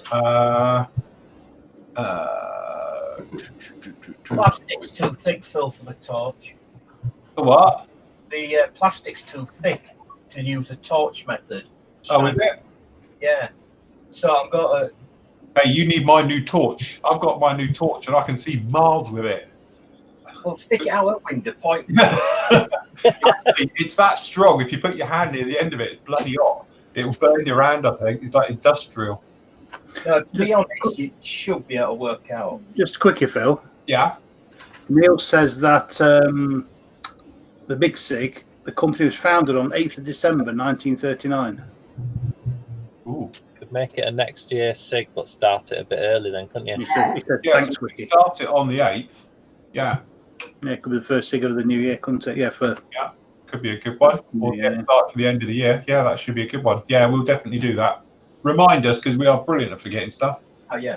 And Neil says, evening all, sorry I'm late. You need to write 500 times, Neil. I must not be late. Right, okay, so which is better, Vallejo Metal Colour or AK Extreme? For me, AK Extreme, every time. No. I love this stuff. The great thing about it, doesn't care how you put this down, you spray it on, sometimes it looks really crap, and then once it dries or gashes off, it looks fantastic. So it's the easiest metallizer paint I think there is out there. The others, you need to do that thing of lowering air pressures, gently putting down, building up layers and all of that. This stuff, you hose it on and it really doesn't care. It's very, very simple to use. I think Vallejo Metal Colour is the best acrylic. Oh, yeah, absolutely. Acrylic. Yeah. But it's not a patch on a proper lacquer. Yeah, if you're putting it up against AK Extremes, if you're like on a like for like, which is better, then that's what I'll go. Or even MRP or Alclad or. And also, if you're using it just for a small area, it's brilliant for brushing. But yeah, plus if you put one colour down first and then you put another colour over the top, different metal with the Vallejo, so you can get some incredible effects. And it's a lot realistic. The thing, AK, I've just tried it on a P47 and it's just a pain in it just comes off. I put it on top of primers, I'll put it on top of their gloss base, black base coat, still lives it. It's the worst stuff. Unless it's because I've got really early batches and it's not a long shelf, I don't know. But I had so much issues. What's that, Steve? There was a Duff batch, wasn't there? With AK? Yeah. Yeah, that would be the early stuff, Steve. Remember, we had the recall for it. I got some scent and it wasn't that because you could see the separation, but it was still lifting off. And that's even off their own gloss black coat, because I put that down over primer, put that on, and it was still lifting. All right. I had an absolute nightmare with it. Neil has said, anyone seen the AK Real Colour World War II book, What People's Views? Phil had it as a review and gave it to Steve. Steve's got it. Yeah, Steve's got it, yeah. Yeah, If it's the tag one. one's excellent. It really is. It goes really in depth, but it describes how they did all the camouflage patterns and stuff like that. It's well worth getting. Go on, Phil. Right, Dean says, is the model collect 72nd scale? It is. There's a review. Go and have a look. I've done the review on it. It went up last week. So, no, it went up Monday, actually.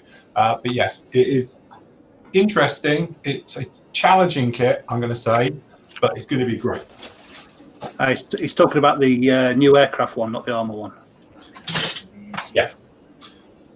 So that's the model collect B52 in 172nd scale. No, I've not seen the aircraft one. I have seen the aircraft one at show it the other week. And I had a quick thumb through it. Sal's got it. Yeah. To be honest, because of the price of it, and I think I saw one somewhere, but a lot of people did it. It's coming up on eBay, the book. Yeah, but would also that at Bolton. The guys talking in the chat as well, they're saying about apparently the Hellcats were up in Norway or whatever it is, up in that neck of the woods. And apparently they shot down some FW-190s as well in spring of 44. There you go. Guys, can you just help us out here, especially Nathan and Andy will put the thing on? You know your pylon holes? Yep. Right, I need to drill some, and I'm thinking the edge of the flap, like we've got here. In fact, you see where I've put the masking tape. It kind of goes in a straight line with that edge. Do you want me to put a photograph on Skype Club of where my holes are? Steady. Yeah, put that up. Yeah, but No. yeah, put your balls up, Nathan. How do you stop paint going underneath the tape? Right, okay, two things. When you're doing this type of work, and to be honest, it's quite extensive under here, and hopefully you can see, because this is all masked in all these different areas, okay?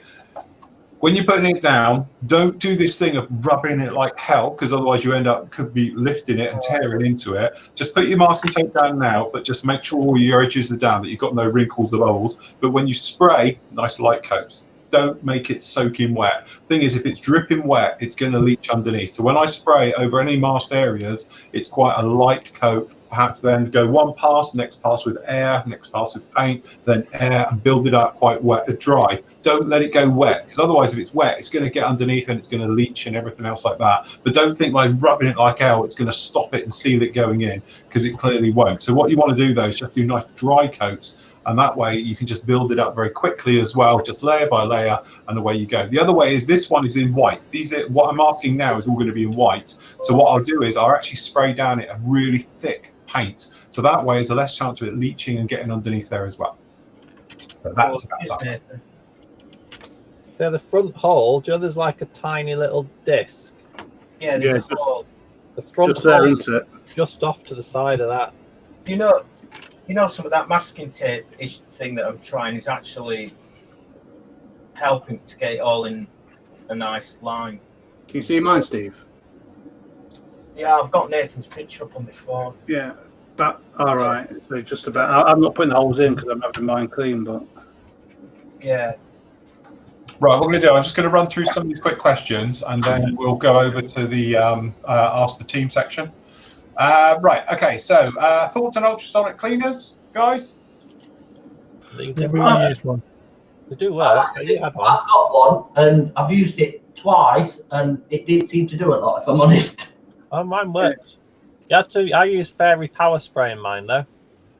Yeah, I think mine were more user error rather than. Mind you, isn't Fairy Power Spray doing probably most of the work? Probably, yeah. But If I'm honest. I overfilled it and it broke. So my point of view with them is they're a bit of a. I think personally, you know, airbrushes, they're very strong. They don't need anything. You can get in there, cotton buds brushes, just give them a swill around. You know, good quality thinner through them, and you'll be absolutely fine. I don't think you need to flap around with ultrasonic cleaners. I think they're a little bit of a false positive. I can understand them cleaning jewelry and very delicate things nicely, but with an airbrush, I think a lot of people treat them far too thin. I still do this thing. I do it all the time when I get my airbrush, especially when I do training, and I go around and go, right then, it's a tool. It's no different to a paintbrush. It's strong. It doesn't break. You'll be fine with it. You know, and it scares the hell out of everyone, but it's great because they're not delicate items. You can get in there, clean them out, they'll be absolutely fine. As long as the pointy bit stays pointy, you'll be absolutely fine. I say the only delicate item is the needle. Yeah, as I say, as long as the pointy bit's pointy, you'll be absolutely fine. And that little bit on the end. Yeah, to be honest, even if your nozzle's got a split in it, it'll affect your spraying pattern, but it's fine, it'll still spray. I've got a split nozzle and it just sprays at a slight angle. It just Yeah, or you end up with a chisel effect where it's like up and down. As you're going across, you get a wider thing. If you go up, it's narrow. Normally, it's a sign of a split nozzle. But anyway, so honestly, don't worry about them too much. They're good things. Get in there, clean them out. You're absolutely fine. Stay flapping around with that. You remember years and years ago, they were a big thing on everyone was buying them, and I got one, and it was crap. Yeah, I just don't rate them at all. I think they're crap. No. Right, okay. Things about the chat. We'll sort all that out on the forum, guys. We'll get all that one done. How do you spell? Where are it? Steve, where'd you get your t-shirt? It's Help for Heroes. There you go. They've got this, and I've just had an email. They've just brought out a Vulcan bomber, one on the Churchill, and also it's got the Hercules Pathfinders, they call it. They've got one sort of Hercules parachute that's coming out, and it's in the Paris colour. So, cool. Very nice. Cool t-shirts. They're only 15 quid, 10, 15 quid if that. Lovely. Okay, next up we've got where can you buy Flory Models products and whether in the USA? You don't, you buy direct from me at the moment. Possibility of we're having a stockist over there. Very early talks at the moment on that one when we're just sorting things out. I have to say though, Brevco, the lovely Kareen of Brevco and all the rest of it, will be announced officially as the European stockist for Flory Models washes, sanders and pigments next month or the end of this month. But you've heard it here first because I was talking to her just before we came on air, and she's taken delivery of stocks and she's getting the second load will be out there. So if you do want any of the Flory Models items, you will be able to get it direct from her. So everyone who's panicking about Brexit, don't panic and get it from Brevco.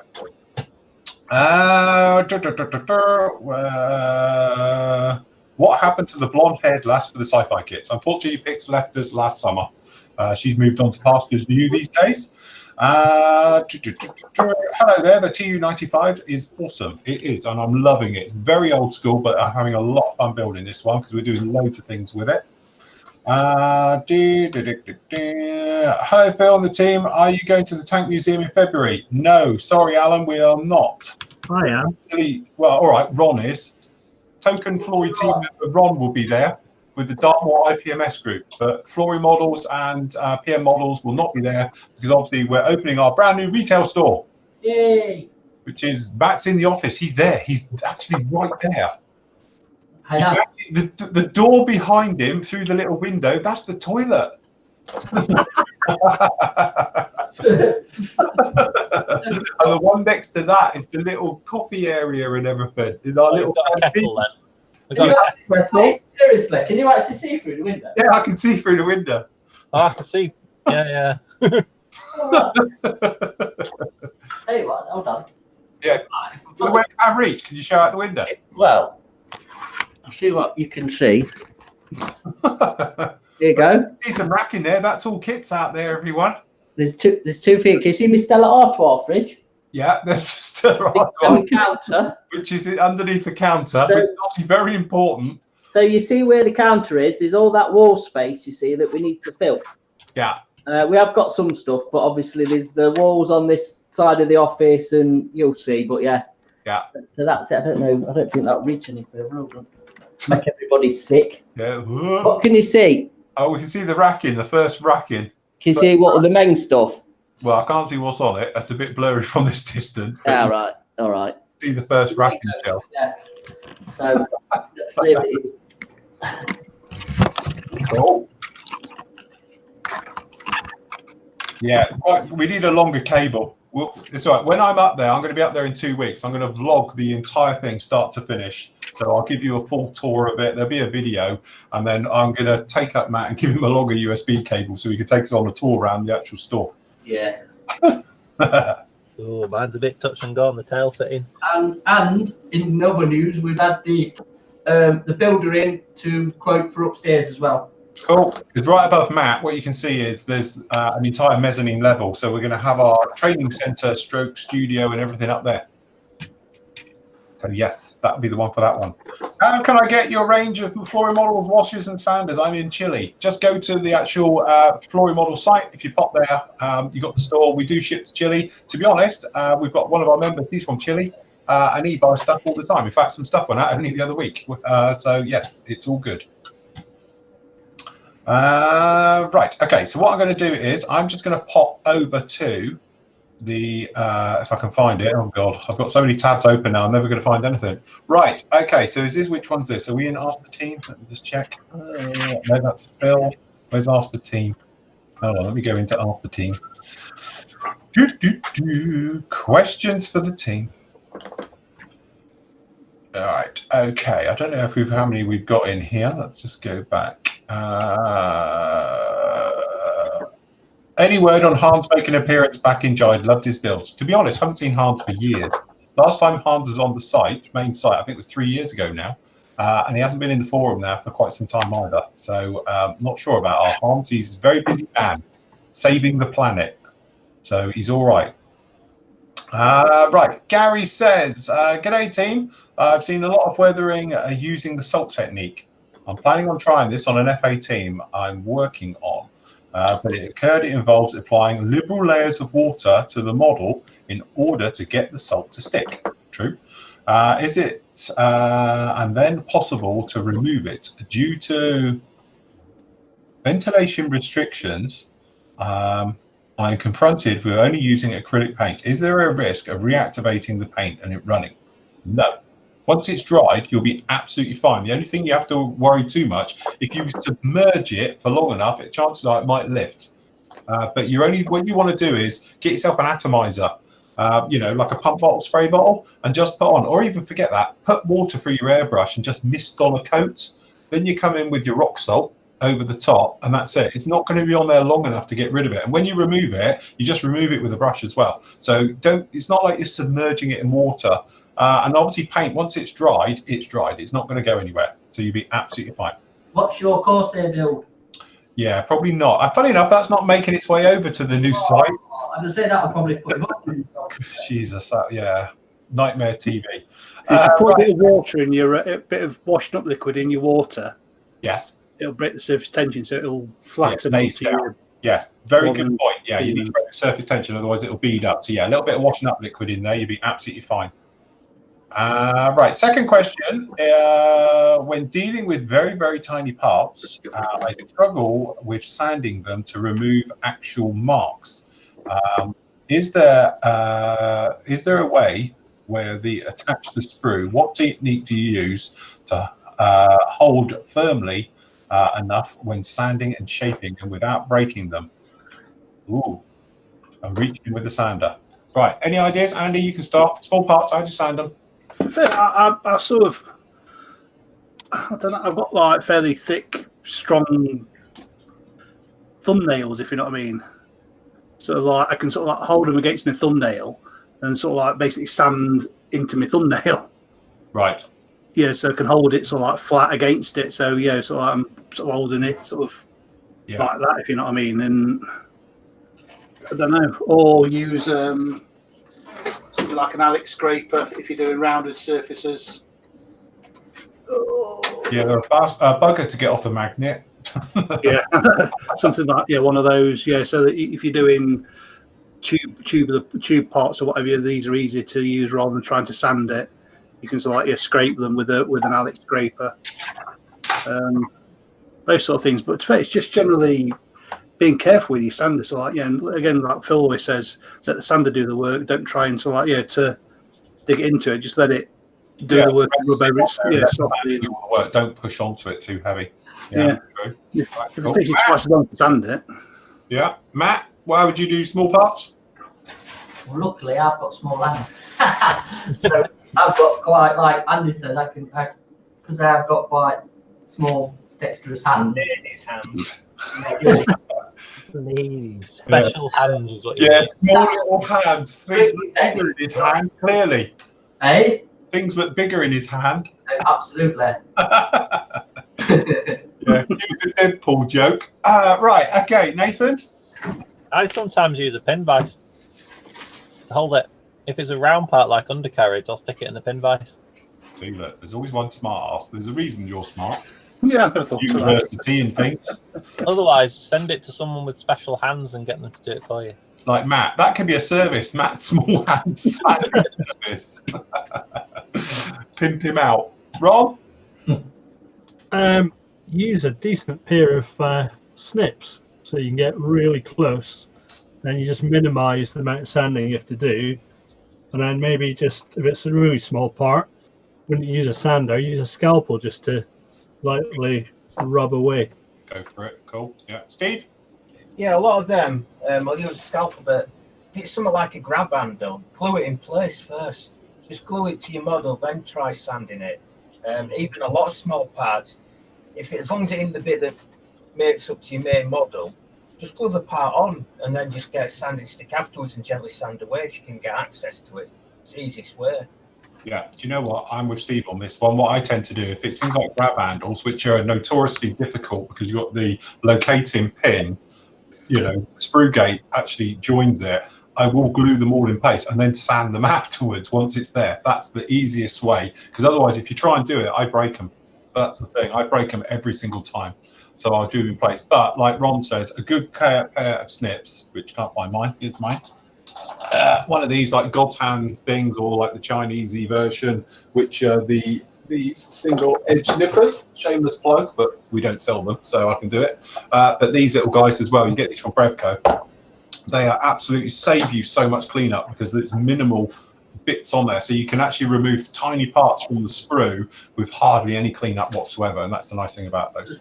That's the key to it. Get the single edge ones, not the double edge, and Yeah, a lot cleaner. It's a clean cut. Cool. Yeah. Like a knife through butter. Okay, right. So Rob says, evening team, I recently received the Bandai Perfect Grade 172nd Millennium Falcon. There's a ton of detail in the cockpit, so much in fact, that I think it's going to be a bit of a nightmare getting in there to detail it, to decals, to sit over all the lumps and bumps. I figured I've got 3 ways to go. Try to paint the tiny details, no easy task, or work the decals, but risk ending up with a bit of a mess, or sand the details back to smooth place them on. What would you guys do in this situation? Right, well, for me, it would be the trade-off would be what you're going to see versus it. Okay, so if it's got lots of really pronounced raised areas and it's a decal, the chances are I will take some of the height off of the decal, off of the raised part. So if it's something like a side console and it's got massive great things sticking up, which you know your decal's not going to go over, I'll sand it, maybe some of it down, half the height of it, so the decal's got a good chance then of being able to conform around it and go through. That's how I'll go about it. If you're in a situation in that one where you're not going to see much anyway, it may be a thing of saying take the detail off and then go in and just put the decal on the surface. Or, to be honest, and it's usually my way of doing it, I'll go in and paint it. So you could go in, if it's a normal cockpit, forgetting this particular one, but if it was a cockpit situation, hand paint it, dry brush it, put some wash on, let that flow about it all to do the demarcation areas and stuff like that, and do it that way. Steve, how would you do it? I'd probably, if it's too high, I'd paint it. Get in there with a paintbrush, get some good reference pictures and paint it. Yeah. Probably a lot nicer. But then again, that decals are quite good, aren't they? Yeah, yeah. Ron? Why in that company? Yeah, I would say paint it as well. Try and brush out over the raised parts, especially if you're not going to see it in that much detail. And if it's inside the cockpit and it's dark, Yeah. chances are you're not going to see the decal anyway. So, No, cool. Nathan? Yeah, dry brush it. That's all I'd do. Like I said, if you can't see it, there's no point wasting loads of time on it, is there? Yeah. Matt? I'd hand paint it. Definite. Get a good brush. Good brushes are your friend. Yeah. We don't sell any though. Right. Andy? Yeah, I agree with what everyone paint it, and rather than trying to mess around with things, decals that won't go on. Yeah. Fill in. Cool. Right. Okay. Now I'm just going to move over to my section of Ask Phil. Hold on. Where are we? 13 days ago. I think we must have done that one. Right. Okay. So we have first question. Any idea? Vodnik says, any idea where I can get those clamps you use, the big ones that you keep on your extractor? These ones. Yes, unfortunately, they're no longer available. We did have one of our members worked with Models R Go to bring them into the UK and do a run of them. I'm pre that. I had them before, the original ones, but then they're not readily available. You do get them occasionally pop up. The members sell them, the ones who bought 10 packs and stuff. But yeah, nobody at the moment, as I know, does them. Occasionally, you say they creep up on eBay. So yes. Lots of people asking, talking about it. Okay, so there's some answers all gone up in there about where you can get them from, talking about Models All Go that closed down. There was an eBay seller, but he's sold out now. Yeah, okay. Right, next one. Alex says, back flushing my airbrush. I'm sure you've heard mentioned, don't do it. I do it a bit and seen online that H&S do a back flush cover. Do they? That's a new one to me. To do it easier. What, you stick it on the end and then blow it through? I presume that's what, because all you're doing by back flushing, what we're talking about is the bit where you grab your airbrush a bit different when you've got pinch cap ones, but you can still do it. You just put something over the end, hold it, and then do it. What happens is the air can't get out, so the only place it can do is go back through your paint system and then up at the top. Technically, on a modern airbrush, that's not so much of a problem if you've got things in there like, you know, Teflon seals or Gore-Tex seals that are in these and stuff like that. They're pretty much impervious and it's not a problem. My only thing to it was the late Ted Taylor, who, bless his heart, used to talk to me quite a bit. We used to talk about it, and he used to slap my wrist because he always used to say that the needle goes in one way, and I was a bit of a bugger, and I still do it to this day. I'll grab the needle and pull it out the back, and like he says, airbrushes should only work one way. Everything goes in and out one direction, and then that way you don't have any problems. Okay, you shouldn't pull back, because what you're doing is drawing back anything and pulling it back. Same way with back flushing. You shouldn't back flush because you're putting pressure on the rear. But my point is, if you're back flushing it, all the air is just going to come out the top. So it's not putting any pressure on the rear seal, and as long as the rear seal's okay, I don't think you're doing any harm. It's just that if you've got, what can happen sometimes, if you get any build-up in the nozzle, you can dislodge it and make more trouble, because it could actually then get into the nozzle hole itself and be a bugger to clean out. So I personally don't do it all the time. Occasionally I might do it, but I've seen people mix paint like that, and they put thinners and they mix paint, and I think, you know, I don't think that's probably the best way of doing it. But again, on a modern airbrush, I don't think it's a mass problem. On older airbrushes, I don't think it's very healthy for them, but modern ones, I don't think it really harms it at the end of the day. It's just one of those things, good practice, people would call it. But, you know, it's a bit like modern technology means it doesn't make any difference which way you do it. So it's a bit like people saying putting your computer to sleep or turning it off. Does it make any difference? Probably not these days. In the old days, it used to make a heap of difference, but these days, I don't think so. I've listened to Ted Taylor, though. But yeah, the late Ted Taylor, bless his heart, he was a great modeler. He's the godfather of He was, yeah. Definitely. I felt very humbled when he came along and said, I watched your videos and you're complete and talking out your ass. It was like, thanks, Ted. He came up, I'll never forget, it was at Telford years and years ago, and he came up to me and he was on, he's like, Philip. And I'm like, hello, never met him before in my life, but I've read all his books and he's like a hero of mine. And it's like when you meet your hero, you're like, oh my God, he's talking to me. And he goes, no, I love your videos. And he goes, it's really nice. He goes, I just wish that I could have done something similar. And he said, I'm a great fan of all your videos. And I was totally humbled. And then he was like, but I do have to say, and he pointed out a few things which I've changed now. I must admit, I don't do them, but a few things I used to do. And he was like, you shouldn't do it like this. It should be done like this, and various things. And one of them was about the needle. He says, and you pull the needle out the back. God, that's terrible. Remember, everything goes one way. Right. And that is the one thing that's really stuck with me. But bless him, he was a great modeler.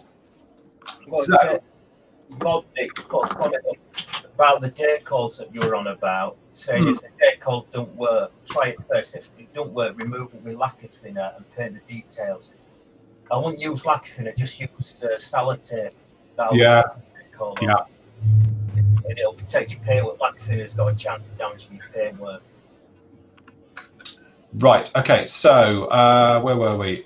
Peter says, hi, was there ever a final reveal video for the Kursk? I have to say, my little shout out for members to help me out with this has paid off, because I've got loads of them doing it now. So I've got the REF one has been done. That's fantastic. Bryce has done that one. I've seen it earlier. I've just got to get it over to me, and that'll probably be up with you tomorrow. And then I've got some of the other guys doing it as well. So we're sorting out the Kursk one and all the bits and pieces with it. To be honest with you, I am holding off on the Kursk one because I owe you all medals and the bits and pieces that go with that for everybody who took part. But because people are transferring over, I haven't got anyone's addresses or membership details or anything else like that anymore until they're all in. So I'm just going to wait till the end of the month, as in beginning of next week, end of next week. I'll be doing a shout out for everybody, but I want to make sure I've got everybody in before I do it. But say the group builder videos are doing, it's just moved me with the move and everything. For the ones that ended at the end of the year, I just have time to do them. Right. Mr. Worth says, this is the only trouble. Now people are coming in. They can come in under any name they like. So I have to click on them to bring up their true name. So that's Josh. So Josh says, Phil, how do I order the stand? I would like one for your Tomcat. Again, my fault. Matt mentioned this to me as well. We need to move the stand ordering over to the PM store. because there is no way of doing it. But what we're talking about for the ones that are asking is, let me go share. You guys might remember when I did the Tomcat, I put it on a stand that's in flight, which is this one here that we did for it. And it is available. It's just that we haven't actually got anywhere to put it on. So we did the in-flight stand for it, for the shadow stand. But yeah, we need to sort that out and get that on. But I will get it sorted literally as soon as I can. Just we've got lots and lots of things to do on this one. But give us a minute. We'll get those stands up. They'll be on the site as well as all the other bits and pieces. But blame me because I forgot. Matt did mention it actually earlier this week. Right, hold on. I've lost my thing now. There we go. Right. Okay. Phil, anybody know anything about the AMK F14D? No. Right. Okay. Because we're in YouTube land, it will help out the YouTubers as well for this one. Is that, funny enough, one of their guys came and spoke to me at Telford and was explaining. And to be honest, he was a lovely chap, and we had a very nice conversation. And I do apologise, can't remember your name. As you know, Telford is manic and mad and everything else. But he was talking about it, and for the reasons whilst it's late and it's delayed and everything else like that, it's a massive undertaking to them, and you have to imagine that it's not their primary business, if that makes sense. So again, things have been pushed back, but he did tell me it was coming out soon. And he didn't tell me when, before everyone thinks I'm under some NDA and all the rest of it. I'm not. He didn't give me a date, but he did say it's coming. Okay, so, you know, this is it. I've passed it on to our members. But yeah, it's one of those things. It is coming. When it's coming, I don't know. But yeah, it will be there soon. Just hold your breath, everybody, and we'll get there. If anyone's going to buy it, different matter, because that one you've just seen is the Tamiya Tomcat, and that's and Great Wall Hobbies are bringing one out, which is all opened up. Yeah, and Great Wall Hobbies are doing one, and let's face it, Great Wall Hobbies stuff's very nice, isn't it, Andy? Oh no, you're not. Are you? Sorry, I thought you was doing their F15. You're not, are you? No, Mark's doing it. I'll do F15. Yeah, I've got the F15, and that looks absolutely stunning. I've got to show you. I haven't seen this. There you go. Look.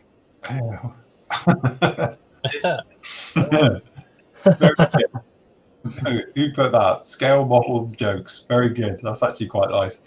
There's one I saw on Facebook where a little kid was sat on Santa's knee, and Santa said, "You wanted it? I want the AMK F15." Think of something more realistic. Said, "Oh, I want world peace." All the way around, something like that. Right. Okay. Paul says, Phil, you had a book on dioramas that you used when you did the Warhawk. Oh, what was it? Anyone remember what that one was? What, my FAQ book, was it? I think it was. Yeah, Matt. What was it called? Have you got it to hand? I have. Yeah, it wasn't my book. It was Matt's. Hold on. Here we go. Yeah. With the power of live TV. That one. Yes, that was it. The Bible. Yeah, it's a proper Bible. It's a brilliant book, actually. It is an absolute fantastic reference book. It just, yeah, it literally tells you how to do everything and anything. So worth buying. Not cheap though. No, definitely not a cheap book. But yeah, I must admit, I did use it for quite a lot of inspiration. Hi Phil, I'm working on the 148 scale Great Wall Hobbies FW189A1. That's the glass one, isn't it? The one with all the glass. If I remember right. The funny looking thing. Yeah. As you know from your review, yes, it has a lot of windows in this kit. I've dipped the canopies in future. Did you really need to do it? I thought they were quite clear on that one.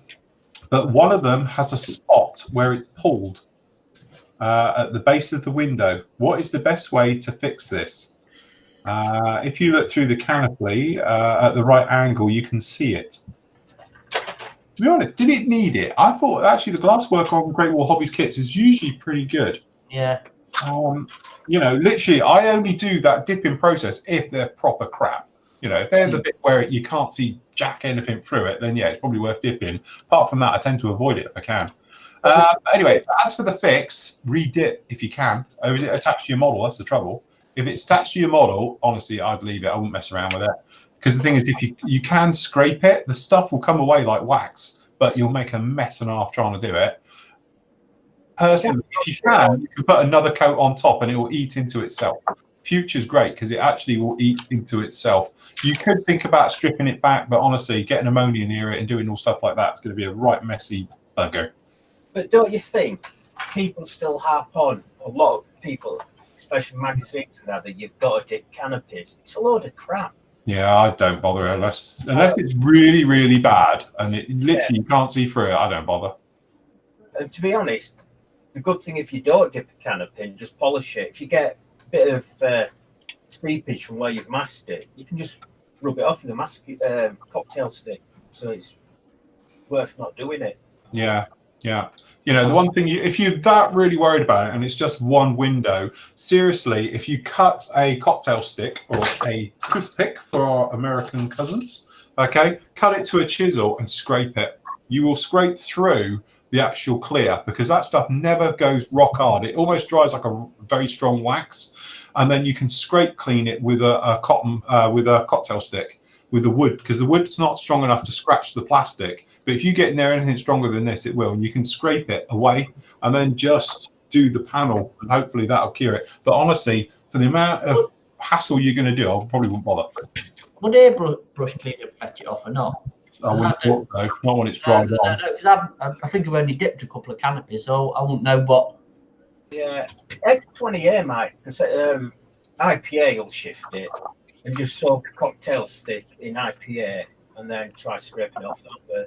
Yeah, but it's a messy around process. Or some strategic weathering. Yeah, honestly, I think really, if it's on your model, I wouldn't frick around with it. I'd probably call it quits and just move with it. And as you say, you could extend perhaps the barring to cover it a little bit and something else like that.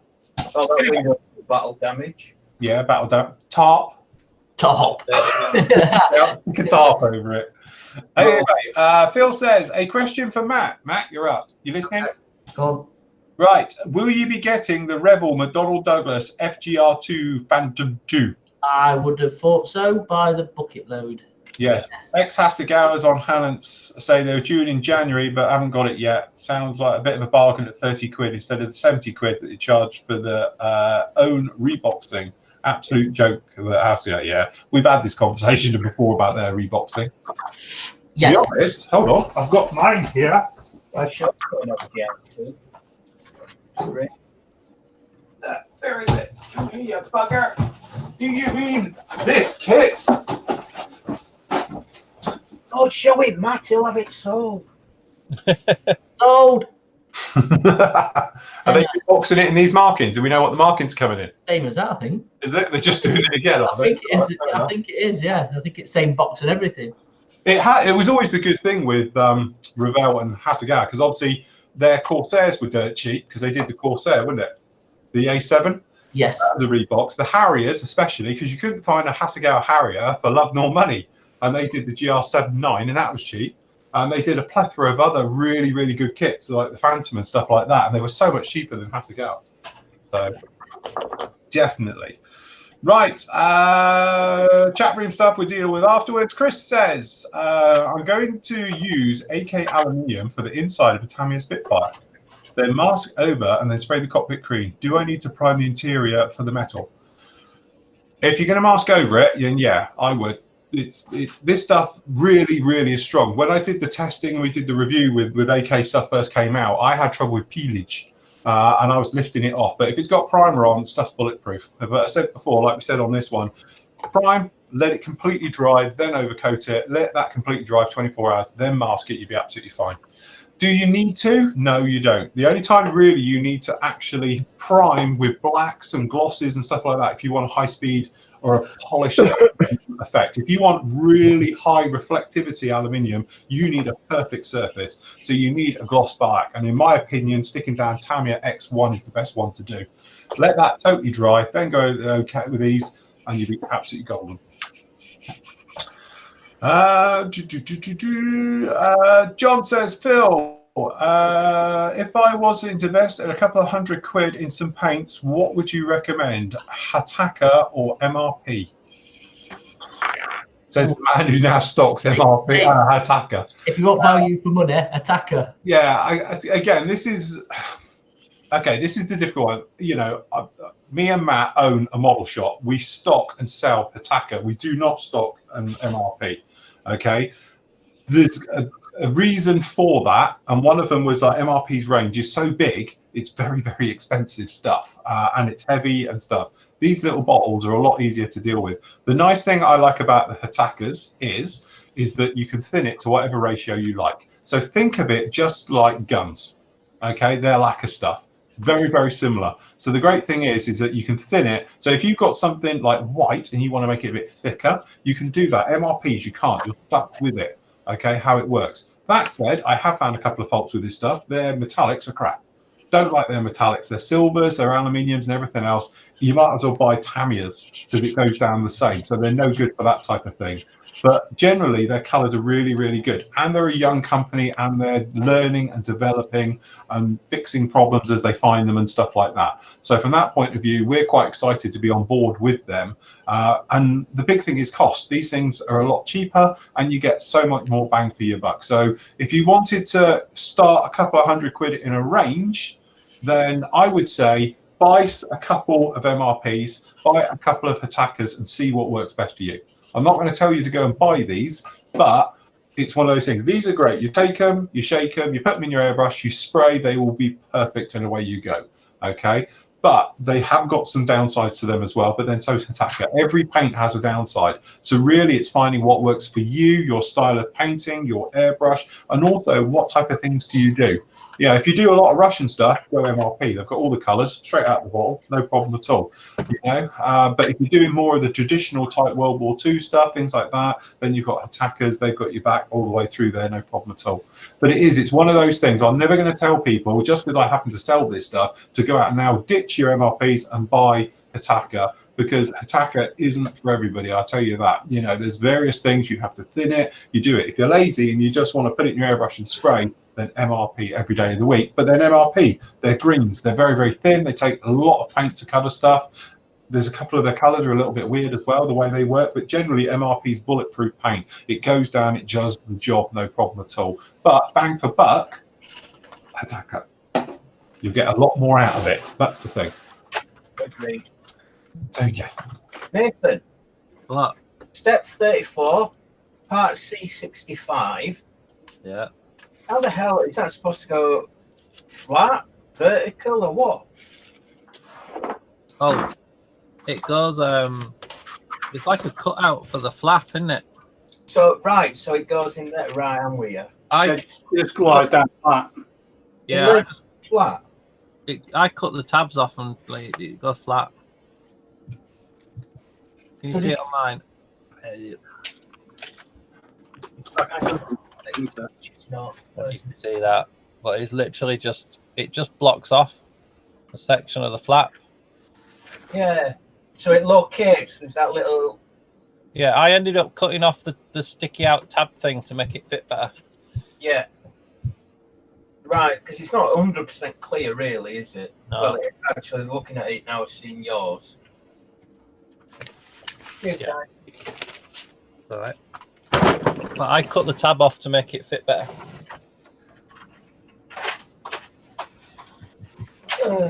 Right, last question from my side of it. Phil, where's your list for this year's builds? To be honest, probably not going to do one because I get called out when I don't do it. You know, last year I built, what was it, 15 in the end? 15 builds. So, yeah, and some of them didn't make it, which have rolled over, like the Sopwith Camel, which is over there, which, to be honest, is no further forward. But yeah, so some of it all goes out the window. And to be honest, until I got this, I didn't know I was building it. And now I've reviewed it, I'm like, I'm building that. We're having a bit of that. So yes, generally things are going to carry on. I'm still going to do the Wessex, the giant 32nd scale Wessex. I'm still doing that. So once the bear's out of the way, which now Matt, now he's definitely having it and told me I've got to take it up, I've got to get this done. So that'll be done next week. That'll be finished off. The F35 we spoke about earlier, I'm going to get that one done. That'll be finished off next week as well. Sopwith Camel, we can get on with it properly. Then I'm going to get on with the Wessex. I've still got a couple of other builds which I've already made tentative starts with as well, which I want to push on with and do those. I'll tell you more about those because it'll make sense later. The B52, I really want to do that one. That's really taken my fancy, so to speak. And to be honest, I've got a couple in my stash I would love to push on with this year. But doing a list, it's all very well, but then people get really disappointed because either it gets bumped for whatever reason, like when new stuff comes out, sometimes it gets bumped because we want to build it. So yeah, this year I'm probably not going to have one, but I'm not going to make it open to you guys to tell me what to build, but there will be a lot of suggestions. You can say, look, I'm going to build both of them. Which one do you want to see first? That's how it will run with it. But this year, I'm going to be doing a lot more like we did with the F35, this little Mojo quick build. So these all then make a nice flurry, because the great thing about them is if we get a kit in and we think that looks a nice kit, I might think, screw it, we'll build it and we'll see how good it really is. So it's a nice follow-up to the review in a lot of ways. Because when we can actually put it together, and I really, from the review, didn't realize how good that kit is. That is a great little kit. You know, best thing I've built this year, which is not. Can't build much, but yes. So that's the plan with that one. But yeah, no firm list this year, but we will make our way through. I've got a question. You're not allowed to ask questions. I'm not allowed to ask questions, No. all right? Go on. So anybody know what colour the glass is tinted above the pilot's head on the Lynx? Well, things we know a Lynx pilot, we could obviously ask him. Yeah, Jamie, are you watching? Jamie, he was. To be honest, I didn't get my flyby. I have a complaint. I was supposed to get a flyby yesterday and didn't get one. It probably green one. I was going to be ready with me camera and everything for him, but yeah, apparently got weathered out. Couldn't do it. But yeah, but we do know one. So Jamie, if you're watching, what colour's the thing above your head? Yeah, it's green now. I think they are a green tint on them anyway. Yeah. Tom's just put Lynx windows are green on the chat. Yes. There we go. Okay, thank you. Tom will know. He's probably built hundreds of them. Right. Okay. Last couple of questions from the YouTube chat. Thank you for all your comments on that, guys. It's been great to have you on with us tonight. You guys are lovely. Very nice. Who knew? Okay. Right. Okay. Phil and team, I'm building the first ship, a 1/350th scale Tamiya Bismarck. Any ideas on the best way to bring out the deck detail without pulling out the pre-cut deck? As I'm on a budget. Yeah, you want it. Expert. Yeah, it's how you paint it, really, isn't it? So you want obviously deck tan or a wooden. I think there's a wooden deck tan, Tamiya, isn't there? Yeah. That'd be a really nice colour. Put it over, and then it's getting the right colour wash. So I'd probably go for a grey brown coloured wash and put that on there, and then. Depending if you're using enamel wash, you'll be able to do it in such a way that you kind of put a slight griminess in the old place, especially around any of the details, the raised details that's popping up. So just have that bit of grime that comes up. But to be honest, they kept them pretty damn clean, don't they, the Navy? Yeah. If you want some stuff for references, you've probably just seen it. If you go onto the old Flory model site, which is just the florymodels.com one, our very own Stefan, who I'm hoping to get back full-time in the team. He is watching this, so no pressure, mate. As you can see, he's our sort of ship guy. And yeah, he has used wooden decks and stuff, but he's done some absolutely amazing jobs on these. As you can see, lots and lots of it. This build is in the forum, by the way, and you can see full details of it in there. But yeah, he did an amazing job on ships in general. But I know this one, I think he used the wooden deck, if I remember correctly. Yeah, I did. Swash sticker, how he applied that, putting the flag on, were incredible. Yeah, but yeah, I'm just going through it now to see if he did or didn't on this. But yeah, he does do amazing. This one is free to see as well, guys. If you want to have a look at it, it's just on the old site, and it'll be there forever. But it's in the forum as well. I will be transferring it over to the new site in due course. But as you can see, if you need any references for it, I know this is obviously the big one, but he did an absolutely stunning job on this one. You could have turned that into a book. I was going to say, Stefan's ships are a different level. Oh, God, yeah, he's off the top. He's like, very, very clever. If you've never seen any of his work, please go and have a look. Just go onto the actual Flory Models site. If you go down the side here in the featured builds, it's down in here. And also, he's got a couple of his in here because we've got his Enterprise as well, which is like, my God, it's completely off the chart with this one as well, the way he goes through and does it all. If you haven't seen his work, go and have a look because, yeah, it's photo etch stuff. is fantastic. Steve was his little Padawan at one point, but you know, very precious Steve. Yeah. He went back to the dark side. Yeah, Steve went back to gave up and went back. Yeah, don't blame him, Jesus. So yes. Right. Okay. So where are we? Trumpeter F4U1D with some cockpit set. Worth it? Is it better pay extra for the Tamiya? Tamiya. Seriously. Yeah. Speak to someone who knows that kit. I threw everything at that kit. Most of it didn't fit. Most of it is crap, if I'm honest. Luckily, that video's died. And gone, but it was like a 15-part build, and anything that could have gone wrong went wrong. Have you still got that? What, the kit or the video? No, the video. Yeah. Have you? Yeah, seriously, it's on the old Flory model site. If you is it watchable, or is it one of them you were telling me about that's just terrible now? Well, it's about to die deaf. If you guys want to see, if you go in, these will be opened up to the public. The trouble is, I'll be honest with you, is that they are that crap and old these days. Like, they're cringeable to watch. So I was going to let them nicely die a death. But here on the old site, and down in the depths of this, it's in here. So literally, here it is. And I threw everything at the old one, and it crap. I put lights in it. They broke. So I had to redo it. The thing is, though, Phil, this is that's one video that should never die a death. Yeah, there you go. Salt chipping technique. I resprayed the thing 3 times to get it to go. It literally was. It was awful. She turned out, to be honest, not so bad in the end. And now it's in America. One of our members has her in America.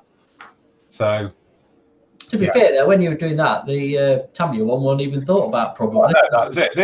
That's what it was. 10 years old now. So, yeah, this kit, I must have built this almost sort of 7 to 10 years ago. I think I did this one. I'm not sure actually when this one was done. But yeah, I used salt chipping on it and I threw everything literally at it. And yeah, if anything could ever have gone wrong in a build, that was it. It just, yeah. It was for a competition winner, wasn't it? Yeah, I gave it away. Yeah. But yeah, as you can see, the lights did work eventually. Cockpit lights, it's got a cockpit. And now there you go, at night, it did work-ish. We do give it a tap. Yeah. Well, what happened was, the full story was, it was going absolutely great, and I built it and we'd weathered it. And you know all that trouble I had with the weathering? I had to repair it 3 times. At some point, the fiber optic snapped inside. So, the fiber optic somehow broke. I'm not even sure to this day how it did it. So I ended up having to thread a new one through. So I gave up about trying to thread it through the wings and around all the arches. So it goes through the actual wheel well, because there was no way to do it. So it was truly crap. I fought me for the way. I've got to say, your news shows were good back then when you were building that. What? Did it go wrong every week? You were. I'm surprised you're still with us. Right. Okay. Phil, are your sanding sticks available in Australia? No. Well, they are. Yeah, through me. Just go to the florymodels.org site and you can buy them there. We ship anywhere, and it's all signed for, tracked. Everything's fully done these days as well. It's not just haphazard. We have a proper system these days that do this one.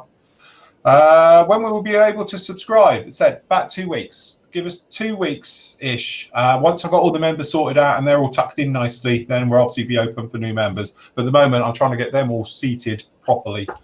The way it is, it's like trying to get like one people to leave one football stadium and go to another one and all sit in the same seat. It's a bit complicated at the moment, but we are getting there.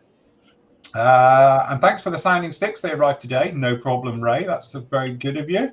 Have you ever built a US Air Force bomber resupply set? What are your kit's thoughts of this kit by Airfix? I haven't built it. I know the one you mean. Anybody built it? Seen it? Got it? Seen it, never built it. No, sorry, can't really help on that one. I must admit, I haven't done that one. Seen it. Plenty of people on the site have done it though, because I've seen it builds. Phil, what's that? What kit was it? You know, the refueling and rearming set for the Airfix did in 70-second scale. Get it with a B17, they do it as a pack, don't they? Or you can get it separate, I think. Or you did. Yeah. Where are we? Is that the Airfix links? If you were talking about, where is he? He's there. Ron's one. That's actually the Revel 30-second scale links.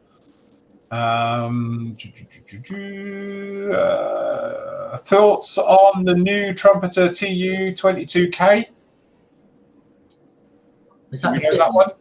Is that the fiddler? Is that the fiddler? We haven't got. He's not here tonight, unfortunately. Our Russian bomber expert. Well, we had them in stock, but looked all right. I had a look in the box. Yeah. Yeah, I'll get one for review. Then we can have a proper look. Yeah. We'll when get it's back in stock, I'll get some in. Yeah, when it's back in stock, I'll get one sent down and I'll review it. It's great to see live modeling stream on YouTube. I've just caught this. Had to pop in for a look. No problem. Can you recommend the best black wash to use? Well, I would say a Flory Models wash, but I am very, very biased if I'm honest at that point.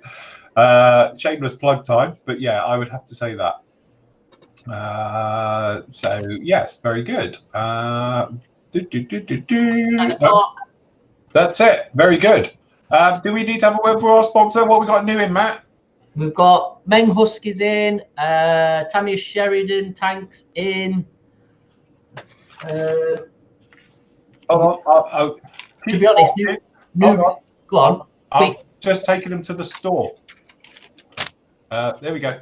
Right. If you haven't been to us, pmmodelsuk.com. This is us. And yes, so we've got it in here. Let's just pop into new arrivals. So as you would say, yes, Sheridan, Husky. Oh, there you go, yeah. The Magash. Antonov giant thing. The model collect. One of these. I've reviewed that. Yeah, so that's looking on. He's moving. There's the fiddler. Oh no, this is a 128. 22, which is the is that the backfire? Backfire, isn't it? No, oh yeah, the backjack's the 160. Yeah, perhaps that's the backfire. Oh, the backfire's the thing. Oh, good. I don't know, to be honest, what that's like. Yeah, we've got a Tupolov's muddled up. Yes, like you do. Okay, there's all your attackers. As I say, individual bottles down in there. We are got a couple sold out, but they'll be back in stock soon. Go down the bottom. Oh, you've been busy. Oh, look, paint sets in. So it started with the RF, and then it's going to expand to paint. Your photographic skills are getting brilliant. It's called copy and paste. So yes, the set's coming in line as well, as you can see. No problem at all with those. But you say individual bottles as well, so we're very excited about that one. And then usual thing as well, we've got all the other stuff. So if you want AKE type paints and various things, we've got all of the usual suspects in stock. We've got all the Tamiya paints and you name it, we've got all of that. And then obviously all your manufacturers, you just pick and choose what you want to do. So you want a Trumpeter, for instance. There we go. Yeah, it is 22s, the Blackfire. Yeah. Blackfire. So yes, it is there. Yeah. So I could do a series of them all, look. You could do the whole lot. I could do the whole lot. Except for the Badger, because I'm doing that. All right, you do the Badger. What's John doing? He must be doing something. He was actually doing, what was that Models Vic kit? That's right. Yes, he was, wasn't he? And that died a death. Yeah. Wednesday, at some point. Just the last one. Adrian says, "Can we get the red Hitaka box sets, please?" Yes.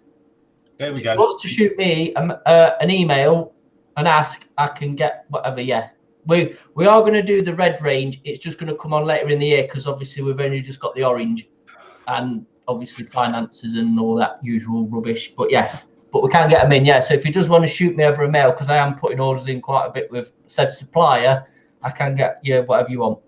Yes. No problem. Very, very good. Right, that is it from us tonight. Thank you very much for joining us. As always, it's been an absolute pleasure. Normal service will resume tomorrow. I'll be back with you tomorrow. I might get a review done. I'll pick something. I've got a pile of kits to review. I'll grab a review out. Steve's build for the V2 rocket that is got next to him there.